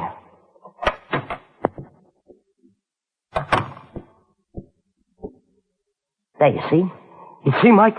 What did I tell you? She's dead. My client. Shut up. The place was swarming with new things. New chintz curtains, fresh upholstery, and Beverly Hills Oriental knickknacks cluttering the Grand Rapids Highboy. There was a big overstuffed chair near the door that I remembered. And Phil climbed into it and put his chin in his hands to watch. I walked over to the 3-piece sectional. Toby Drake was lying there, her hand trailing down on the floor. I couldn't see her face until the big man stood up. Somebody wrapped that black silk stocking too tight around her neck. You know her, Mike? Yeah, I knew her when she looked better. I liked her. She laughed at my jokes. You wrapped the stocking? You only asked because you're a cop, huh, Koska? I only asked because if I were a cop, I'd ask. The call came and said get here because there was a dead girl named Toby Drake, and on the way down I toyed with the name. Then I remembered she used to laugh at your jokes, and all of a sudden you're here. Why? Ask him. What is it? Something they have around town, an agent. He's Toby's. He's an agent? I gotta look. You're an agent, eh? Well, now.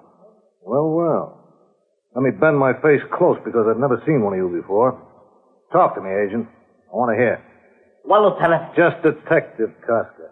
Go ahead. It was like this. Mike and me sit there at Mason's, chewing fat. And the phone was brought over. The man on the other end says it's Roy Fulton. And he says his girlfriend's dead. Honest, I'm broken up about this. Well, now. Well. You wrap the stocking agent? Me, right? Leave him alone, Koska. Leave him alone. Agents only kill other agents. Thanks a lot, Mike. I'll jot it down in the book. You been hired, Mike? I was, but I don't know if I'm still working. You're working. All the way, Mike. Find out for me who killed my client, Toby. Oh, you're hired. These guys employ you, huh? Look, Koska, I got a crummy license, and I'm in a crummy business because people sneak up dark alleys, because people hate, people rob, people strangle. That's where my money comes from, because people do all those things. What do you want me to do? Apologize for earning a buck? You want me to crawl? Or maybe just bow low enough so you can pat me on top of the head and say, "Oh, now, Mike"? Oh, now, Mike. Yeah. Where's her boyfriend? He's in the bedroom. He's a guy by the name of Roy Fulton. He hardly says a word to me. Maybe you're not his type. Well, go talk to him, Mike. Go tell him it's okay that you should talk to him. Destiny, house away. I love thee to the depths and breadth and height myself and reach when feeling out of sight. Go on. I like it. Who are you? I'm Mike McCoy. I'm a criminal investigator. Toby's dead. She was murdered, Mr. Fulton. I'm trying to find out who did it. We had a date. I came here. I saw her. I didn't lose my head. I called her agent. Then I called the police. Did you kill her? No. But she should have been more careful. Girls like her. What kind of a girl did you think she was? Very pretty. In my whole griefs, in my childhood faith, I love thee with the love Mr. Fulton. I seem to lose with my lost saints. I love thee with the breath. Mr. Fulton, Wild tears of all my life, and if God choose, I shall but love thee better after death.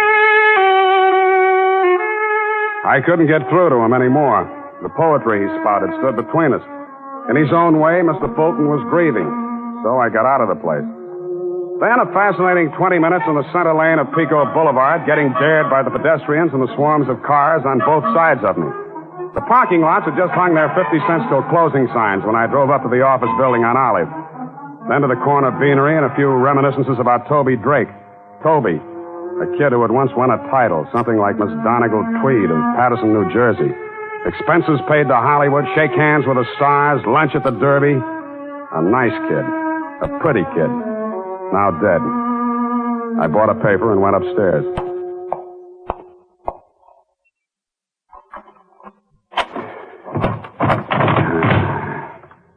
Sesame.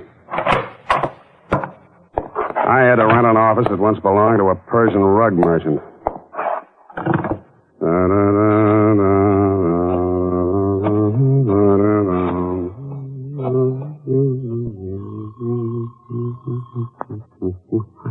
Good evening, Custom Call Service. McCoy, baby. Any calls for me? You know who, Mike? Mabel? 4 times. What happens to a girl when she goes out with you? She's got a call every half hour and a half hour? I'm delicate. They worry. You worry about me, Judy? Cut it out, Mike. You worry about me, don't you, kid? You got another call with a message. You want it? Sure, Judy, sure. Go ahead. I'll listen. Goes like this. First, Toby, then Stella Martin. You can't stop it, McCoy. First Toby, then Stella Martin. You ad-libbing this, Judy? It says right here. Who left the message? The man said it and hung up. What's Stella Martin to me? I wish I knew, baby. We had a Stella Martin who used this service a long time ago, an actress or something. I used to get calls for her. She discontinued. You got an address on her? No more. Why don't you try Central Casting? Said no. Yeah, I should have thought of that. Thanks a lot.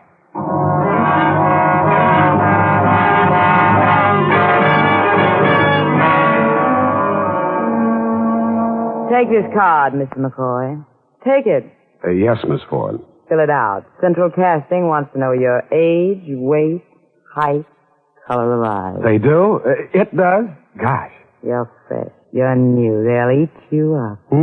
For color of eyes, put heart-shattering robin's egg blue. I haven't been well. The space where it says experience? Leave it blank. I'll fill it in myself. Steady girl. Two can play at that game. It'll all be so simple. You put yourself in these two hands. I devote myself to you, heart and brain. Make you the most exciting thing in pictures. The most exciting. Steady girl. Heel. Don't back away from me. Don't be frightened of me, Miss McCoy. It's not that I'm frightened, Miss Ford. It's just that my metabolism's a little sluggish today. You're a fool. Worse. A hard-headed, stupid, moronic, cretin fool. Hard-headed? They'll tell you outside what you want to know. Get out. No, you tell me, baby. Baby? What do you want? Well, Right now, the address of Stella Martin, actress. After that, we'll meet in conclave, shall we? I'll have to look it up. In the files.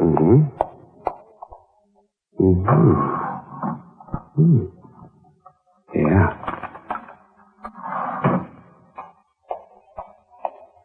Stella Martin, dropped from our ready file. Non-payment of dues. Oh. Well, there must be an address where you done it. Las Flores Hotel on Selma. The Las Flores Hotel. Well, that burned down last month. It should happen to you, Mr. McCoy. Come on, I'll open a door for you. No hard feelings, huh, baby? Miss Ford, baby? I'll remember you always. Bye. Cute kid. Make a note, McCoy. Must wear chest protector.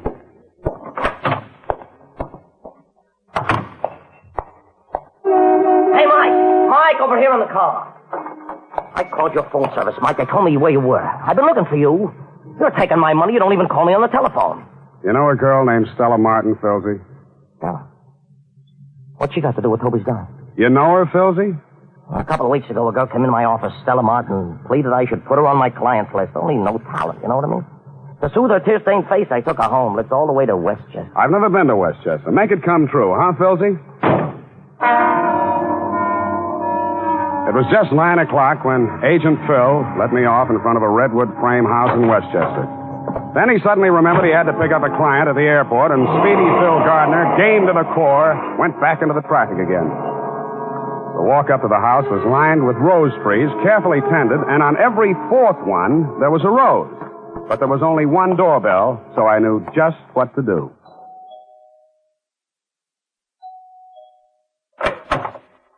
You want what, mister? Stella Martin. She live here?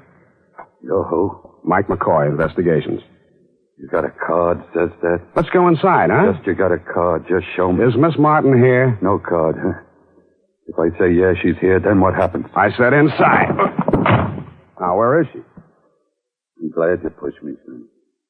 Now I got a reason. What? No! When I opened my eyes, the guy was still there, all 7 feet of him. You ain't gonna take me, Shaman. You ain't gonna take me. Oh!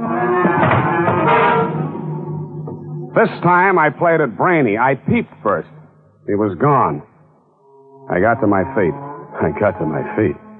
Fell down, then finally made it over to the hallway where there should have been a bathroom and a towel and some water. The thing that stopped me was the girl in the negligee. She was sitting on the floor against the wall. She was blonde, and her head was turned to one side as if she was wondering about me. There was a stocking tied around her throat, and she was dead.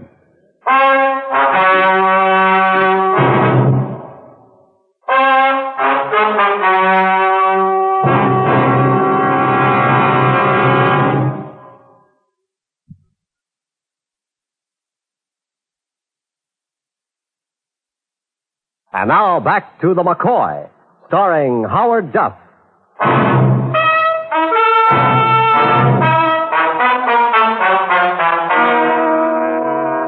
I didn't know whether I'd been out for a few minutes or a few days. I decided on the minutes because the girl's body was still warm and Death hadn't taken charge long enough to wipe the prettiness out of her face. I'd seen her a couple of times long ago in the jungle picture spliced between the main feature and the newsreel. The girl in the puttees who gets chased by the lion. Stella Martin. I stopped trying to convince myself it wasn't real. It was real, all right, and I didn't need the pounding on the door to knock it into my head. I didn't need Koska either, but I had him.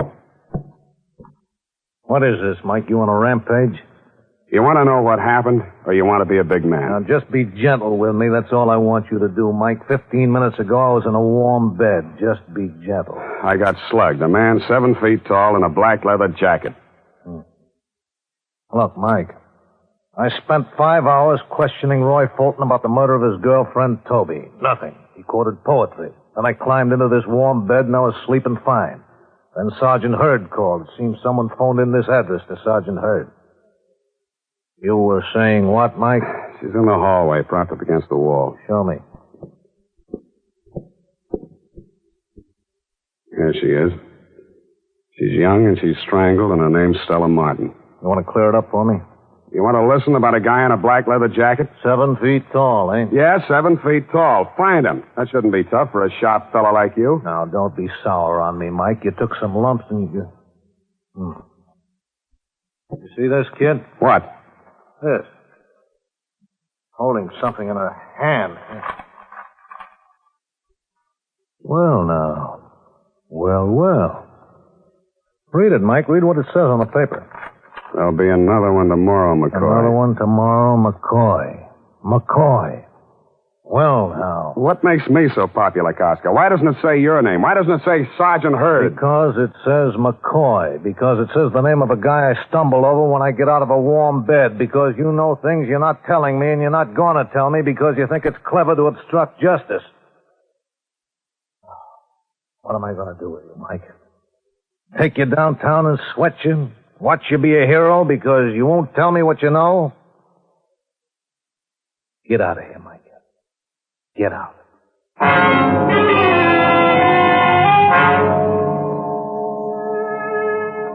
And then to my room in Las Palmas, pull the Murphy bed down, adjust the beaten frame to the broken spring, and lullaby yourself to sleep with what makes two girls dead from a pair of silk stockings. What made Stella Martin and Toby Drake so close they had to hug death in the same way? And the next morning, Saturday, torn out of sleep by the sound of the mockingbird screaming the name of Phil Gardner, agent. I told them to button their bills and went there. Girls drop like flies where you walk, McCoy. Turn your gyp sheet into my girl in the cashier's cage. She'll pay you off. Kiss you goodbye for the firm. She'll also give you all the messages from Mabel we've been taking for you. What's the matter, Phil? Only yesterday we were in love, you and I. So what does it buy me? A lousy ride to a place where the morning paper says a has-been is dead? Call her by name, Phil. Because you must have called her by name lots of times. Stella Martin. Let me hear you say it. Keep away from me, Mike. I told you, I hardly knew the dame. Say a name, Phil. She's dead. The least you can do for her is to say a name. Say it. Or else she'll break my arm, huh? Here, and here. Stella Martin. You kill her, Phil? My arm, Mike.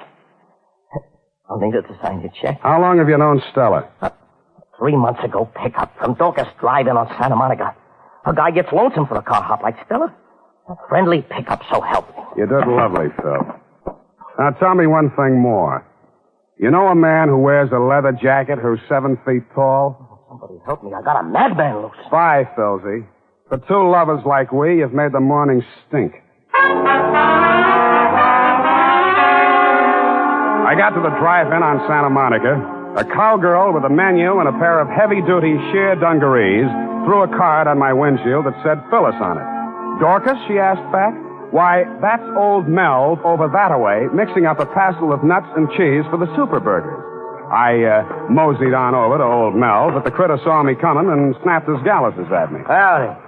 Yep. Do tell. Mike McCoy, Criminal Investigation. Melvin Dorcas, short order feller. Howdy. Howdy. You the manager of this place, Mel? Foreman. Figures. Tenderfoot talk. Don't let it throw you. I need some information, Mel. Who'd you say you be? Mike McCoy, Criminal Investigations, IB. Don't be a gravel kicker, son. Speak up. What's on your mind? Know a girl named Toby Drake, Mel? Knowed her. Used to work here. One named Stella Martin? Yep. She's due to work this morning. She ain't gonna make it, though. She's dead. Her and Toby. Choked. Seen it in the Gazette. I need your help, Mel. Oh, deputize me, huh? Well, I don't know. I just don't know. If you don't help, there's liable to be another dead girl. Yeah, Peggy.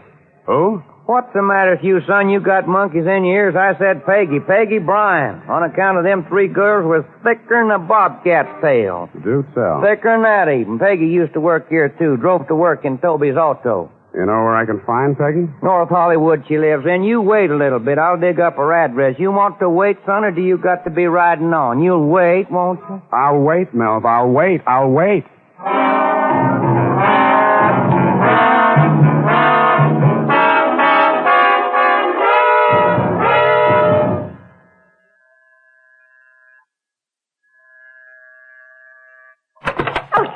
I'll kill you before you kill me. Don't be crazy. Give me that gun. Come on. That's better. Kill. That's what you've got to kill me. No. Let's scream inside. We don't want to make talk to the neighbors. Inside, Peggy. Come on. Hush, baby girl. Hush. See? Now let you go. Nothing to be scared of. Don't do that. Scream, but don't do that. Kill me. Get it over with so I can rest. Kill me. Try to understand. I'm an investigator. I'm hired out. Sometimes I keep people from dying. Sometimes I don't make it. Now help me, baby, so I can help you. That way we'll save us both a lot of pain. So frightened. Is it because I'm so frightened? Sure. Now, whoever killed Toby and Stella, why would they want to kill you? Tell me, Peggy. A woman was killed. We killed her. What woman? I don't know. I can't even remember her name. It was 3 years ago. Toby, Stella, and I, we had a little car, a jalopy. And one day... One day what? This woman crashed into it. It was her fault. Honest, it was her fault. And she was killed. A married woman. The police said it wasn't our fault. It's the only reason. Why else would anyone want us dead? It's Saturday, Peggy. What do you do with yourself on Saturday? I shop for groceries. For a new house dress sometimes. I need a new one. We'll go buy you one. And tonight? What do we do tonight? You mean you're asking me for a date? Mm-hmm. What do we do tonight, Peggy? Saturday nights I usually go to Ocean Park. It's fun. Rides and people, the fellas. It's fun. Sure it is. Saturday night, Ocean Park. We'll have fun. Then I made a lot of phone calls to my call service to tell them I was going to Ocean Park with a girl named Peggy Bryan. They told me that Mabel was keeping her line open for me. I told them to tell Mabel to keep it open. Then I called Agent Phil Gardner and let him know where I was going. Next, I got Koska on the phone. I didn't tell him anything. I asked him something. But no tall man in a black leather jacket was newly arrived in the pokey. Finally, I called Roy Fulton, Toby's boyfriend, the man who quoted poetry, and let him know all about my plans for the evening. And then, nothing daunted, I took Peggy Bryan by the arm, opened the door for her, and bowed her into my car with a flourish.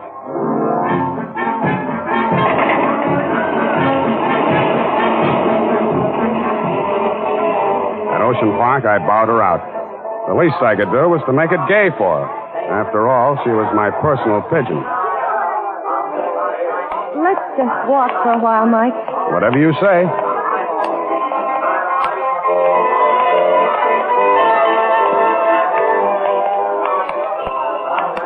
You hungry, Peggy? Let's go on the roller coaster. Sure. Peggy. What? Just stand still for a moment. Look around you. See anybody you know? No, Mike. Let's go on the roller coaster. Right.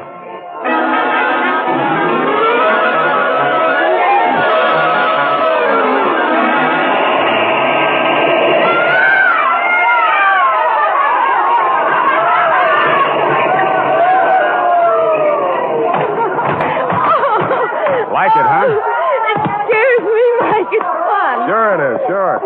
Want to eat now? I always have fried shrimp when I come to Ocean Park. Yeah, me too.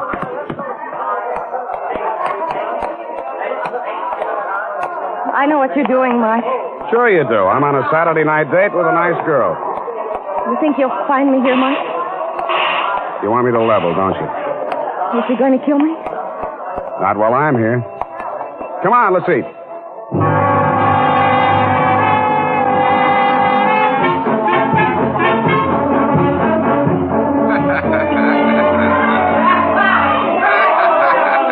Two tickets, please. Thanks. Let's go, Peggy. Stay close to me, Mike. A girl can get lost in the fun house. A girl can get lost, period. Mike. Oh, Mike. What's the matter, honey? Nothing. I'm having such a good time. You ever been through that spinning barrel? I always fall down. I'll hold your hand. Mike. What? That man. Huh? That man over there who watched us buy our tickets. Which man? The tall one. The one wearing that black leather jacket. Yeah, I see him. Peggy, walk through that spinning barrel. Fall down if you have to, but get right up and get out on the other side. Is he the one? Go on, I'm right in back of you. He's following us. Get out of this thing fast. I'm staying. I've been tailing you, chum. I've been waiting.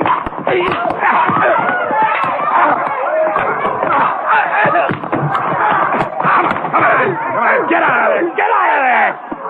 All right, now talk. Talk, I say, help me. You crazy, Sherman. Talk! You think I killed her? I didn't kill Stella. She was dead when I got there. I swear she was dead. Yeah, sure she was. And you come in, I went crazy. I wanted to kill something to get even. Why are you following me?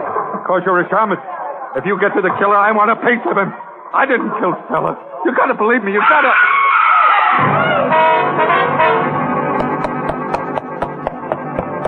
Peggy, what's the matter? The mirror! Look! The mirror!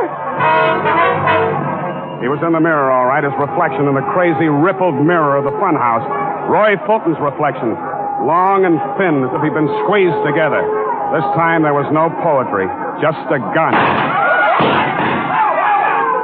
I pulled Peggy down on the floor with me. The crowd scattered, and there was nothing in Fulton's way. Mike! It's her I want, Mike! It's her!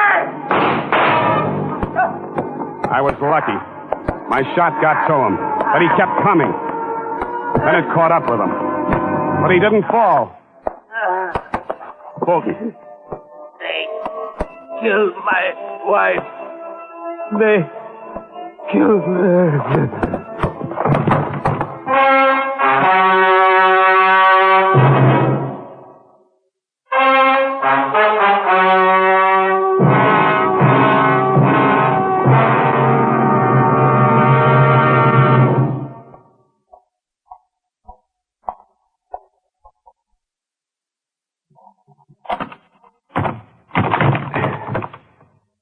Sesame.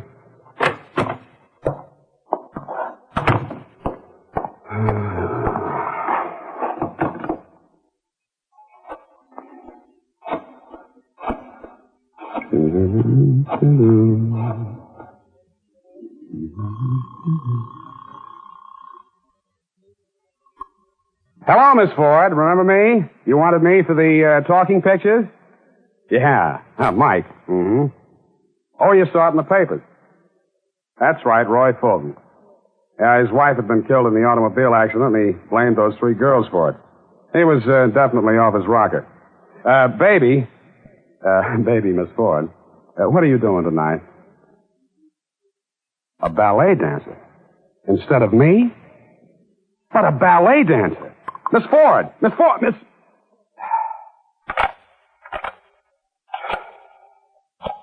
I'll be seeing you with all your familiar faces. Hello, Mabel. This is the McCoy.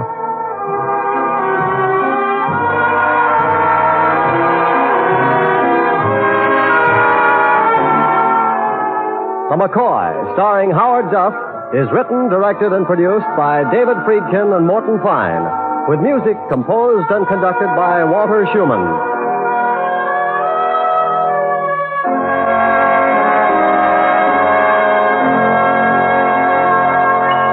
This has been an NBC Hollywood Program Department presentation. Welcome back. Well, this was a good program.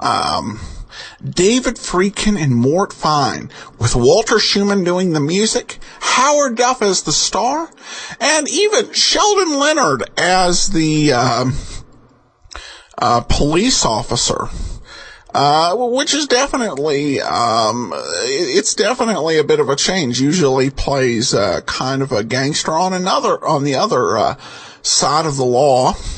But did well as the, hard-boiled, police officer. Howard Duff in this, role, kind of a little bit different, from his, Sam Spade, characterization. I thought the McCoy was maybe a little warmer, more sympathetic character in that regard. Sam Spade a lot more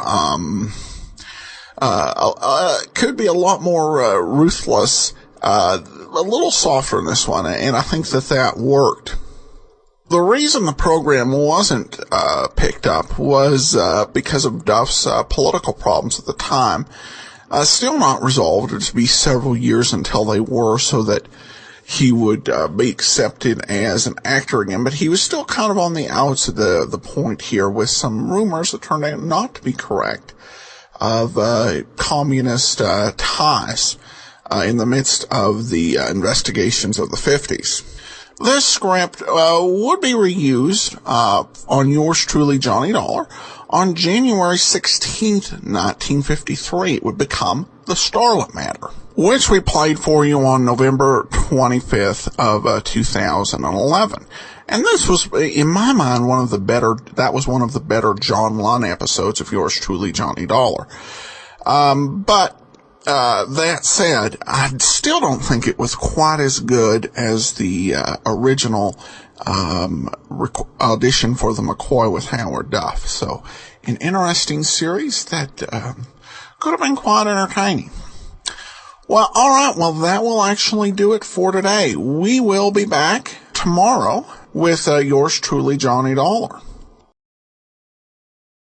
Welcome to our 1000th episode special. From Boise, Idaho, this is your host, Adam Graham. If you have a comment, email it to me. box13@greatdetectives.net. Follow us on Twitter at Radio Detectives and become one of our friends on Facebook. Facebook.com/Radio Detectives. We're very pleased to just celebrate this. 1,000 episodes of a podcast. It's not something that happens all the time. I require, some determination here, but just listeners continuing to listen and comment and be part of the show. Really, truly appreciate all the support we've gotten. And so we're pleased to bring you this special. We're actually bringing you the very first show that was podcast on the Great Detectives of Old Time Radio. Before we officially launched the series on October 26, 2009, I went ahead and I did a pilot episode on October 12, 2009. So people would have something that they could subscribe to as we got ready for the official launch in 2 weeks. And subsequent to that, it's been knocked out of the way. Plus, I spent about 10 minutes at the beginning in commentary. Hope I don't spend that much this time. So I was kind of introducing the show, which isn't necessary. I will introduce the program. This is an episode of the Screen Guild Theater. This was from 1948, October the 7th, and it was called Northside 777, in which Jimmy Stewart reprised his screen role. This was a very important episode of the Screen Guild Players program because they had just made the switch from CBS to NBC, and so they decided to lead off strong with Call Northside 777. I'll let you know in advance the commercials have been edited out, and they weren't done by me. That's the way the program came. With that said, let's go ahead and take a listen to this classic story.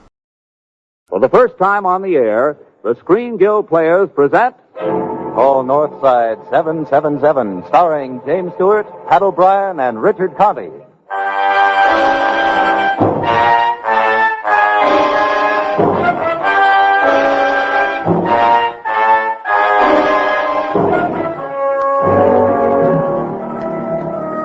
Well, first of all, let's get one thing straight. I didn't just dream this story up. Now, it's right off the record. It really happened. So, if the people in it resemble characters, living or dead, well, believe me, it's strictly intentional.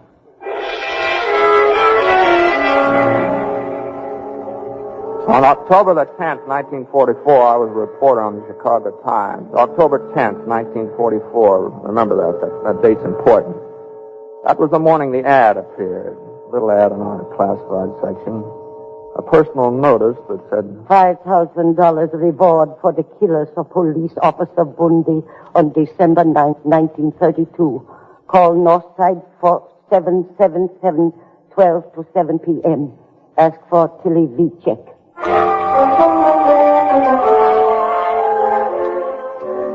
I didn't notice the ad myself, but Brian Kelly did. Kelly was our city editor. There wasn't much in the paper he ever missed. And whenever Kelly got an idea, he usually had me do something about it. Well, call it curiosity, Mac. Well, I don't know why it's worth $5,000 to somebody to find out who killed a cop 11 years ago. Well, in 1932, it was open season on cops. On the north side, they were shooting them in pairs like a brace of ducks. Well, it won't hurt to check. Maybe you'll get your name in the paper. Kelly, this is sucker bait. Every grifter and mooch in town will be after that $5,000. They'll frame their own brothers to get it. Hey, maybe this is a frame. Hey, this thing has a lot of angles. Yeah, see what I mean? Just takes you longer to catch up. Oh, no. Well, I was thinking about it. You using that phone? I'll go right ahead. All right. Hello, Betty? Hey, give me a number, will you? Yeah. Yeah, I want Northside 777.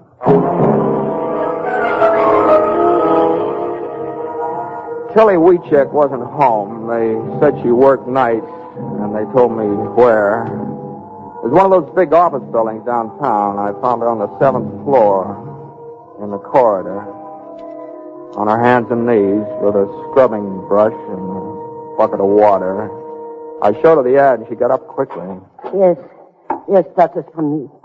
You know something, mister? No, I'm a reporter from the Chicago Times. Oh? We'd like to know why you're so interested in finding the killers of this cop. Frank Wiechek is my son. He is in prison for killing him. My friends tell me if I offer big money, maybe somebody will tell who killed this policeman. You mean your son's in prison for killing the cop, is that right? Yes, but he don't do it. My Frank is a good boy. He don't do this thing. Yeah. All right. Now, this $5,000. Where'd you get that? That is important? Yes, it's very important. You might have had it hidden away, or maybe you got it from some mob that's trying to spring it, you know? No, it's mine. I work. I scrub floors. 11 years I save every penny. I never miss a day's work so I can get Frank out. I dream of this day. Oh, $5,000 is a lot for a dream. Yes, 11 years I dream and I work. First I tried $3,000. Nothing. Now I try $5,000. And suppose it's still nothing. Then I work 11 more years. I get $10,000. But my boy, someday he get out.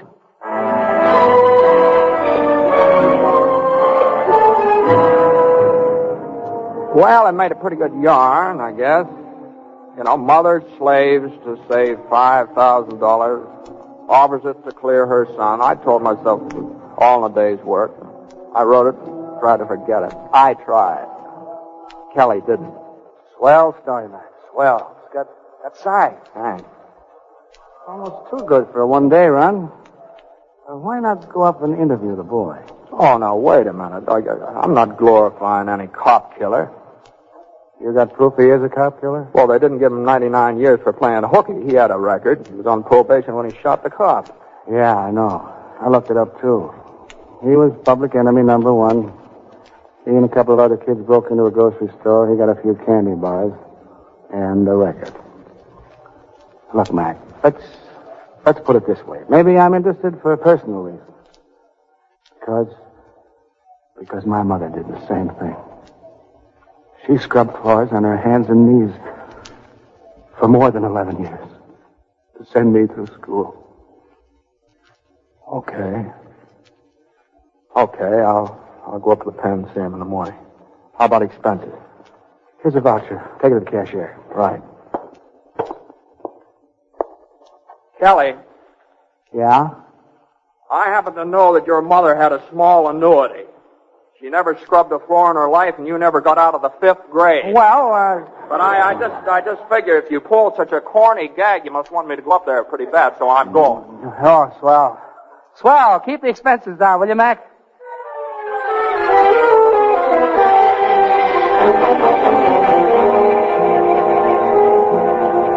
I guess the warden told you, Frank. I'm from the Chicago Times. Yes, sir, he told me. Of course, you don't have to answer any of these questions if you don't want to. Oh, but I do want to. Sure I want to. Fine. All right. I'd like more of your story, your side of it. I need an angle, something to hit the public with, you understand? Yes, sir. Now, you knew about the ad your mother put in the papers about the $5,000 reward? That's right. Yeah. Did you know that she was scrubbing floors to get the money? Yes, sir, I did. All she lives for is to get me out. I guess that's all I've got to live for, too. You know, if you're guilty, you're letting her slave her life away for nothing. You know She knows I'm not guilty.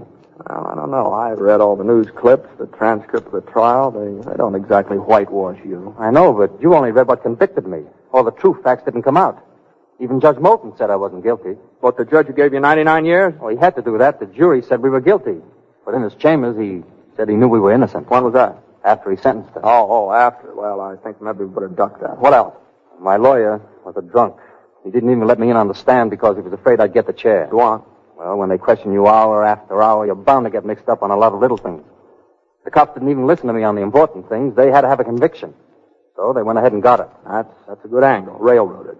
And then they took me from one police station to another every few hours, taking me around the horn, they call it. So my lawyer couldn't get me out.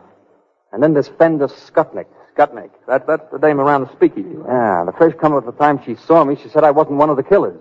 And all of a sudden, she said I was. Finger woman. All right. We'll play that up, too. When that cop was killed, I was home with my wife. That's right. That's what you said at the trial. I remember. Say, does she come up here and visit you? My wife? Yeah. No, not anymore. We divorced. That's what kept sticking in my craw. If his wife didn't believe him, how could I? But I couldn't forget that old lady scrubbing floors. And that's the way I wrote the story. Not guilty, says Weechek, places faith in mother. And by the next night, Kelly was full of ideas. Nice work, Mac. We're getting up to 20 phone calls an hour on that story. What are you going to use for a follow-up? Follow-up? Oh, sure. It's snowballing. They want more of it. What do you want to give me a raise, or do I just get the $5,000 from Weechek's mother? Now, listen, fella, I just work here like you. I get my orders, too. From home, the circulation department? Sure, we're selling a lot of papers. We might also be selling that dead cop short. You know, he might have a mother who scrubbed floors, too. All right. No use blowing your top. No? I'll tell you another thing. Remember what Weechek said about the judge promising a new trial? Well, that judge died 3 weeks after the case was closed. Is that Weechek's fault? No, I'm just saying that he's pretty sharp, giving me a lead he knew I couldn't check. Look, Mac, if you're so sure he's guilty and there's nothing more to the story, then end it. Write a finished piece and kill it. Okay, I'll take that deal. I'll interview his wife. His wife? Yeah. She believed in him so much she got a divorce. Put that in your paper, Kelly. That ought to kill it for keeps.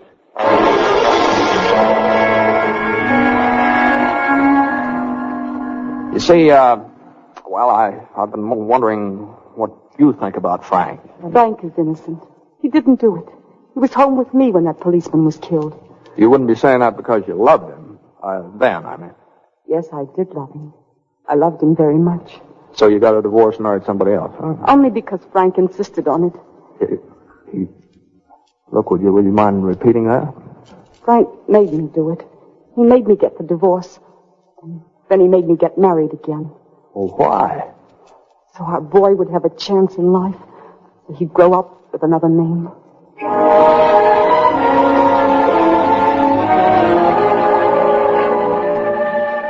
I guess the story I wrote that night was a little different from the one I'd planned, but it had a nice lead. Divorced wife believes Weechek is innocent. And the next day, Kelly was on my neck again. Mac, I know there's nothing more to the Weechek case. I know it's all washed up, but at the same time, But what? Well, I just got a call from the warden. Weechek wants to see you again. What for? Maybe he wants to confess. Yeah, but I was up there. Don't I get time off for good behavior? Weechek's been there for 11 years. You better take that first train up in the morning.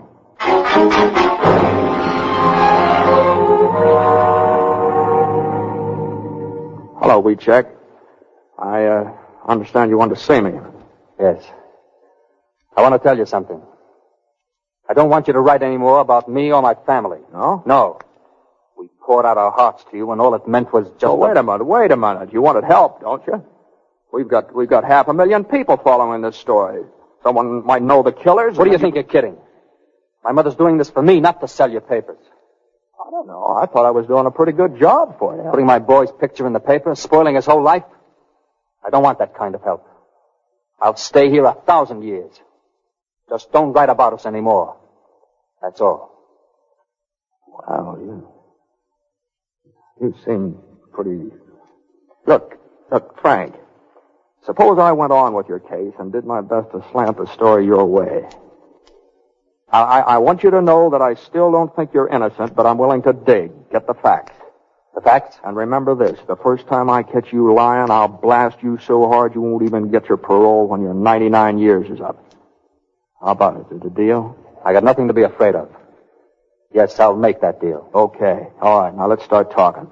Was there any witness when Judge Moulton told you he'd try and get you another trial? Well, there was the bailiff.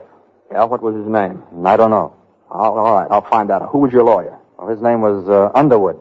But he's disbarred now. He was a drunk. Oh, that's great. A dead judge and a disbarred lawyer. All right, what else now? Well, there was Fenda Skutnik. She was the woman who ran the speakeasy. She identified me. The other two witnesses said no. Yeah, keep going. Then there was the police captain.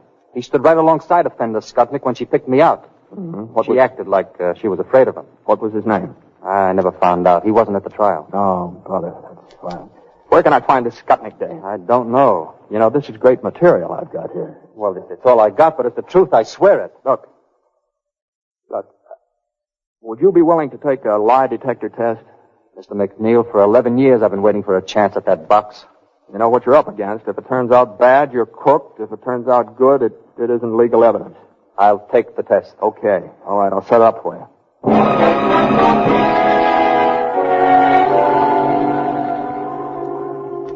Say, seen a report on that lie detector test? Yeah. Thought you had. Well, gives we check a pretty clean bill of health, doesn't it? Yeah. Sure you don't want some of the sandwich? No, thanks. I don't know. My stomach's a little jittery. I guess it's something I ate. Sure, something you wrote. Now look, Kelly. Just don't think that I've got... All right, slow down, Mac. Why don't you let go and tell yourself the truth? You want him to be innocent. You want him to be free. Admit it. Maybe you're right. Maybe I do want him to be free, but that doesn't make me believe he's innocent. If you want to believe, that's a pretty good start. And remember, fellow, I'll be in there swinging with you all the way. Thanks, Kelly. Thanks. Kelly. Yeah? You wouldn't have some of that sandwich left, would you?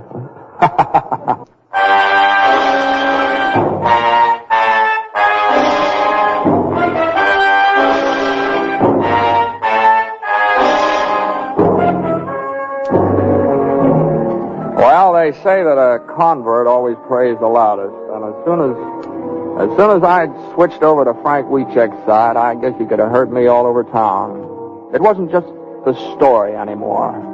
It was digging for a man's life. And I started with the bailiff, the one Frank had told me about. Aye, it's the truth, Mr. McNeil. Judge Moulton did promise the lad a new trial. Me hand to the saints. I was there and heard him. You remember the details, Mr. Sullivan? Mr. McNeil, I'll have you understand, I'm the fellow that reminds the elephants. Oh, excuse me.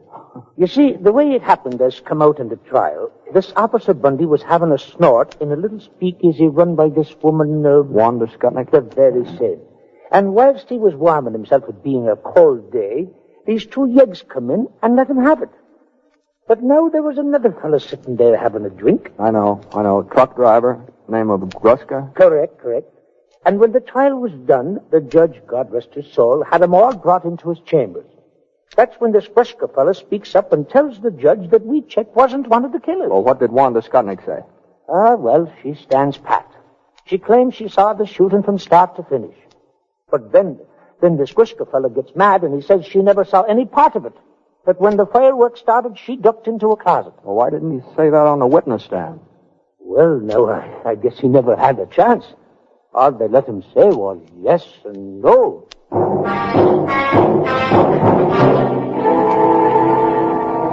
Well, the next man on my list was a little harder to find, but 4 days later I dug him out in a greasy little restaurant, washing dishes. Not exactly happy to see me either. Yes, my name is Underwood. I was Wiechek's lawyer. I didn't care what happened to him then, and I don't care now. Now, look. Why should I? I'm a disbarred shyster. I'm a drunk, a fool, and a crook. My testimony is no good. My words are no good. My life's I'm no good to anybody. Anybody but Frank Wiechek. You want the advice of a dishwasher? Yeah. My wife washes dishes every night. All right, I'll tell you something. There's only one thing convicted Wiechek, And that was the testimony of Fender Skutnik. Yeah, but that's not new. She said that after the murder, she didn't see Weechek again until she identified him in the police lineup. But the day before that, she was in a squad car with him. She was with him the day before she identified him? Yes. And they were riding Weechek around the horn from station to station, so I couldn't find him. He and Fender Skutnik sat side by side. Well, why didn't you use that information at the I trial? couldn't prove it. Well, I'm going to find that Skutnik dame. I'll prove it, all right. I'll give you some advice, McCoy. And good advice. Not shyster talk. You discredit her. To prove she's a liar. Otherwise, you're wasting your time.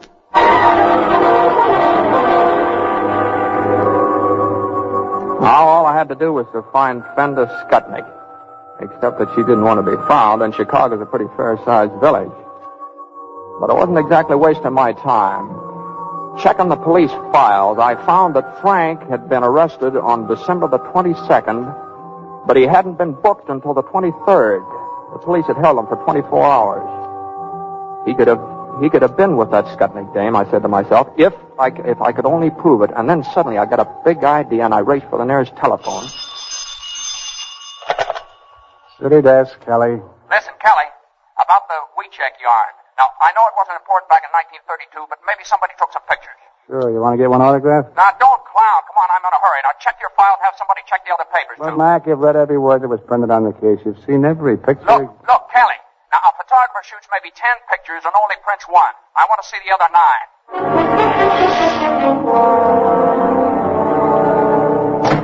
Kelly. Hello, Mac. What do you got? What have I got? I just got a pardon for Frank Weechek, that's all. Here, take a look at this picture, will you? Shot of Weechek getting out of a squad car, huh? And Fender Skutnik right beside him. That proves that she was lying, doesn't it? That'll invalidate everything she said. How do you figure? Well, she testified she didn't see Weechek between the time of the murder and the time she identified him on December the 23rd. But Frank claims she saw him on the 22nd when the cops were taking him from station to station, you see? And you think that's when this picture was snapped, huh? Well, obviously it was when... Look, Mac. When you come up before the pardon board, you can't just say, obviously. You've got to have proof.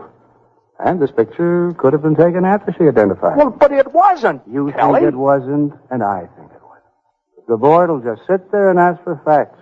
You know, that could be pretty rough on Weechek. If they review his case now and turn him down, well, it might hurt his chances for parole.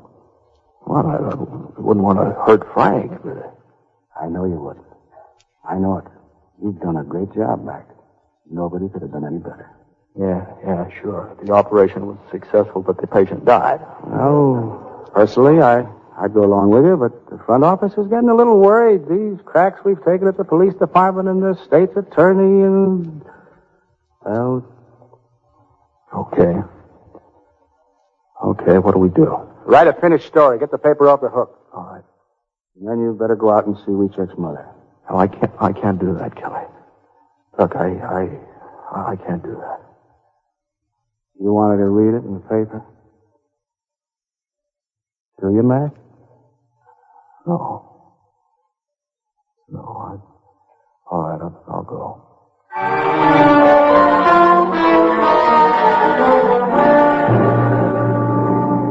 Well, that was the toughest assignment I'd ever had. To have to tell Frank's mother we were pulling out. To have to tell her she was on her own again.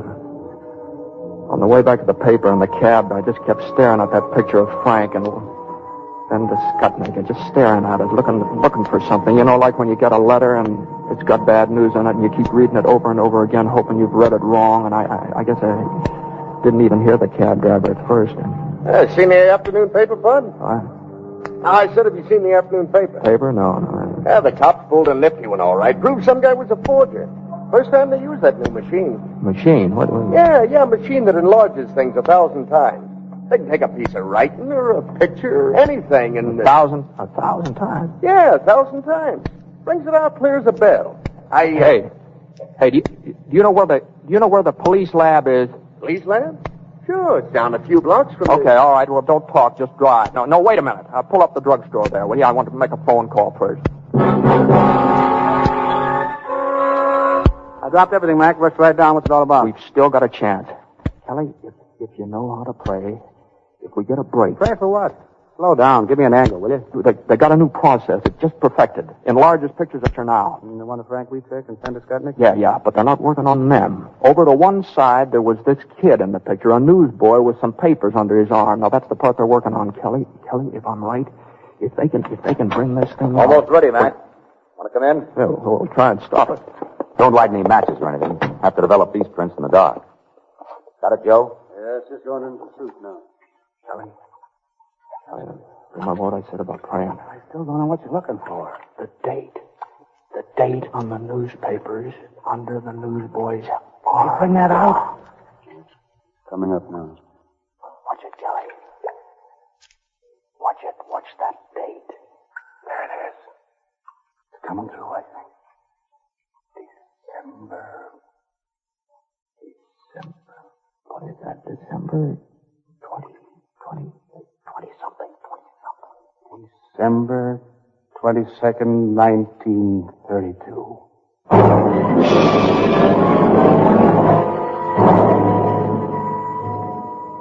Well, as that cab driver said, it was just clear as a bell. Clear enough for even the pardon board. I guess I should be pretty happy, but there was just one thing. There were 2 men convicted for the murder of Officer Bundy. 2 men convicted on the same evidence. One of them, Frank Weechek, he's been pardoned now.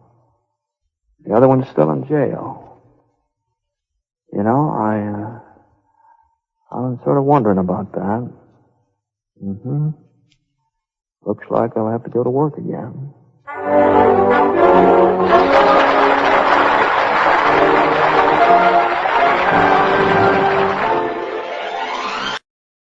Welcome back. Well, a great performance by Jimmy Stewart, and absolutely solid story.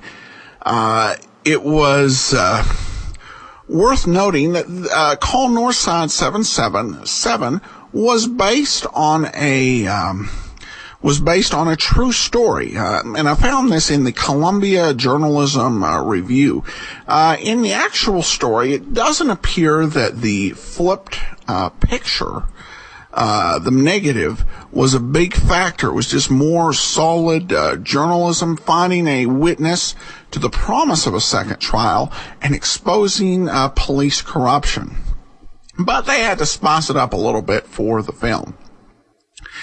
But a great story. Loved Jimmy Stewart as always. And I was, when I was planning on this, there's not a whole lot of mystery programs around with Jimmy Stewart's voice for radio. I decided to lead off strong, and hopefully we started our next 1,000 episodes strong with this story. All right, well, that will do it for today. Join us back here tomorrow. We'll continue with our current yours truly, Johnny Dollar Matter. In the meantime, send your comments to box13 at greatdetectives.net. Follow us on Twitter or Radio Detectives, and become one of our friends on Facebook, facebook.com/Radio Detectives. From Boise, Idaho, this is your host, Adam Graham, signing off.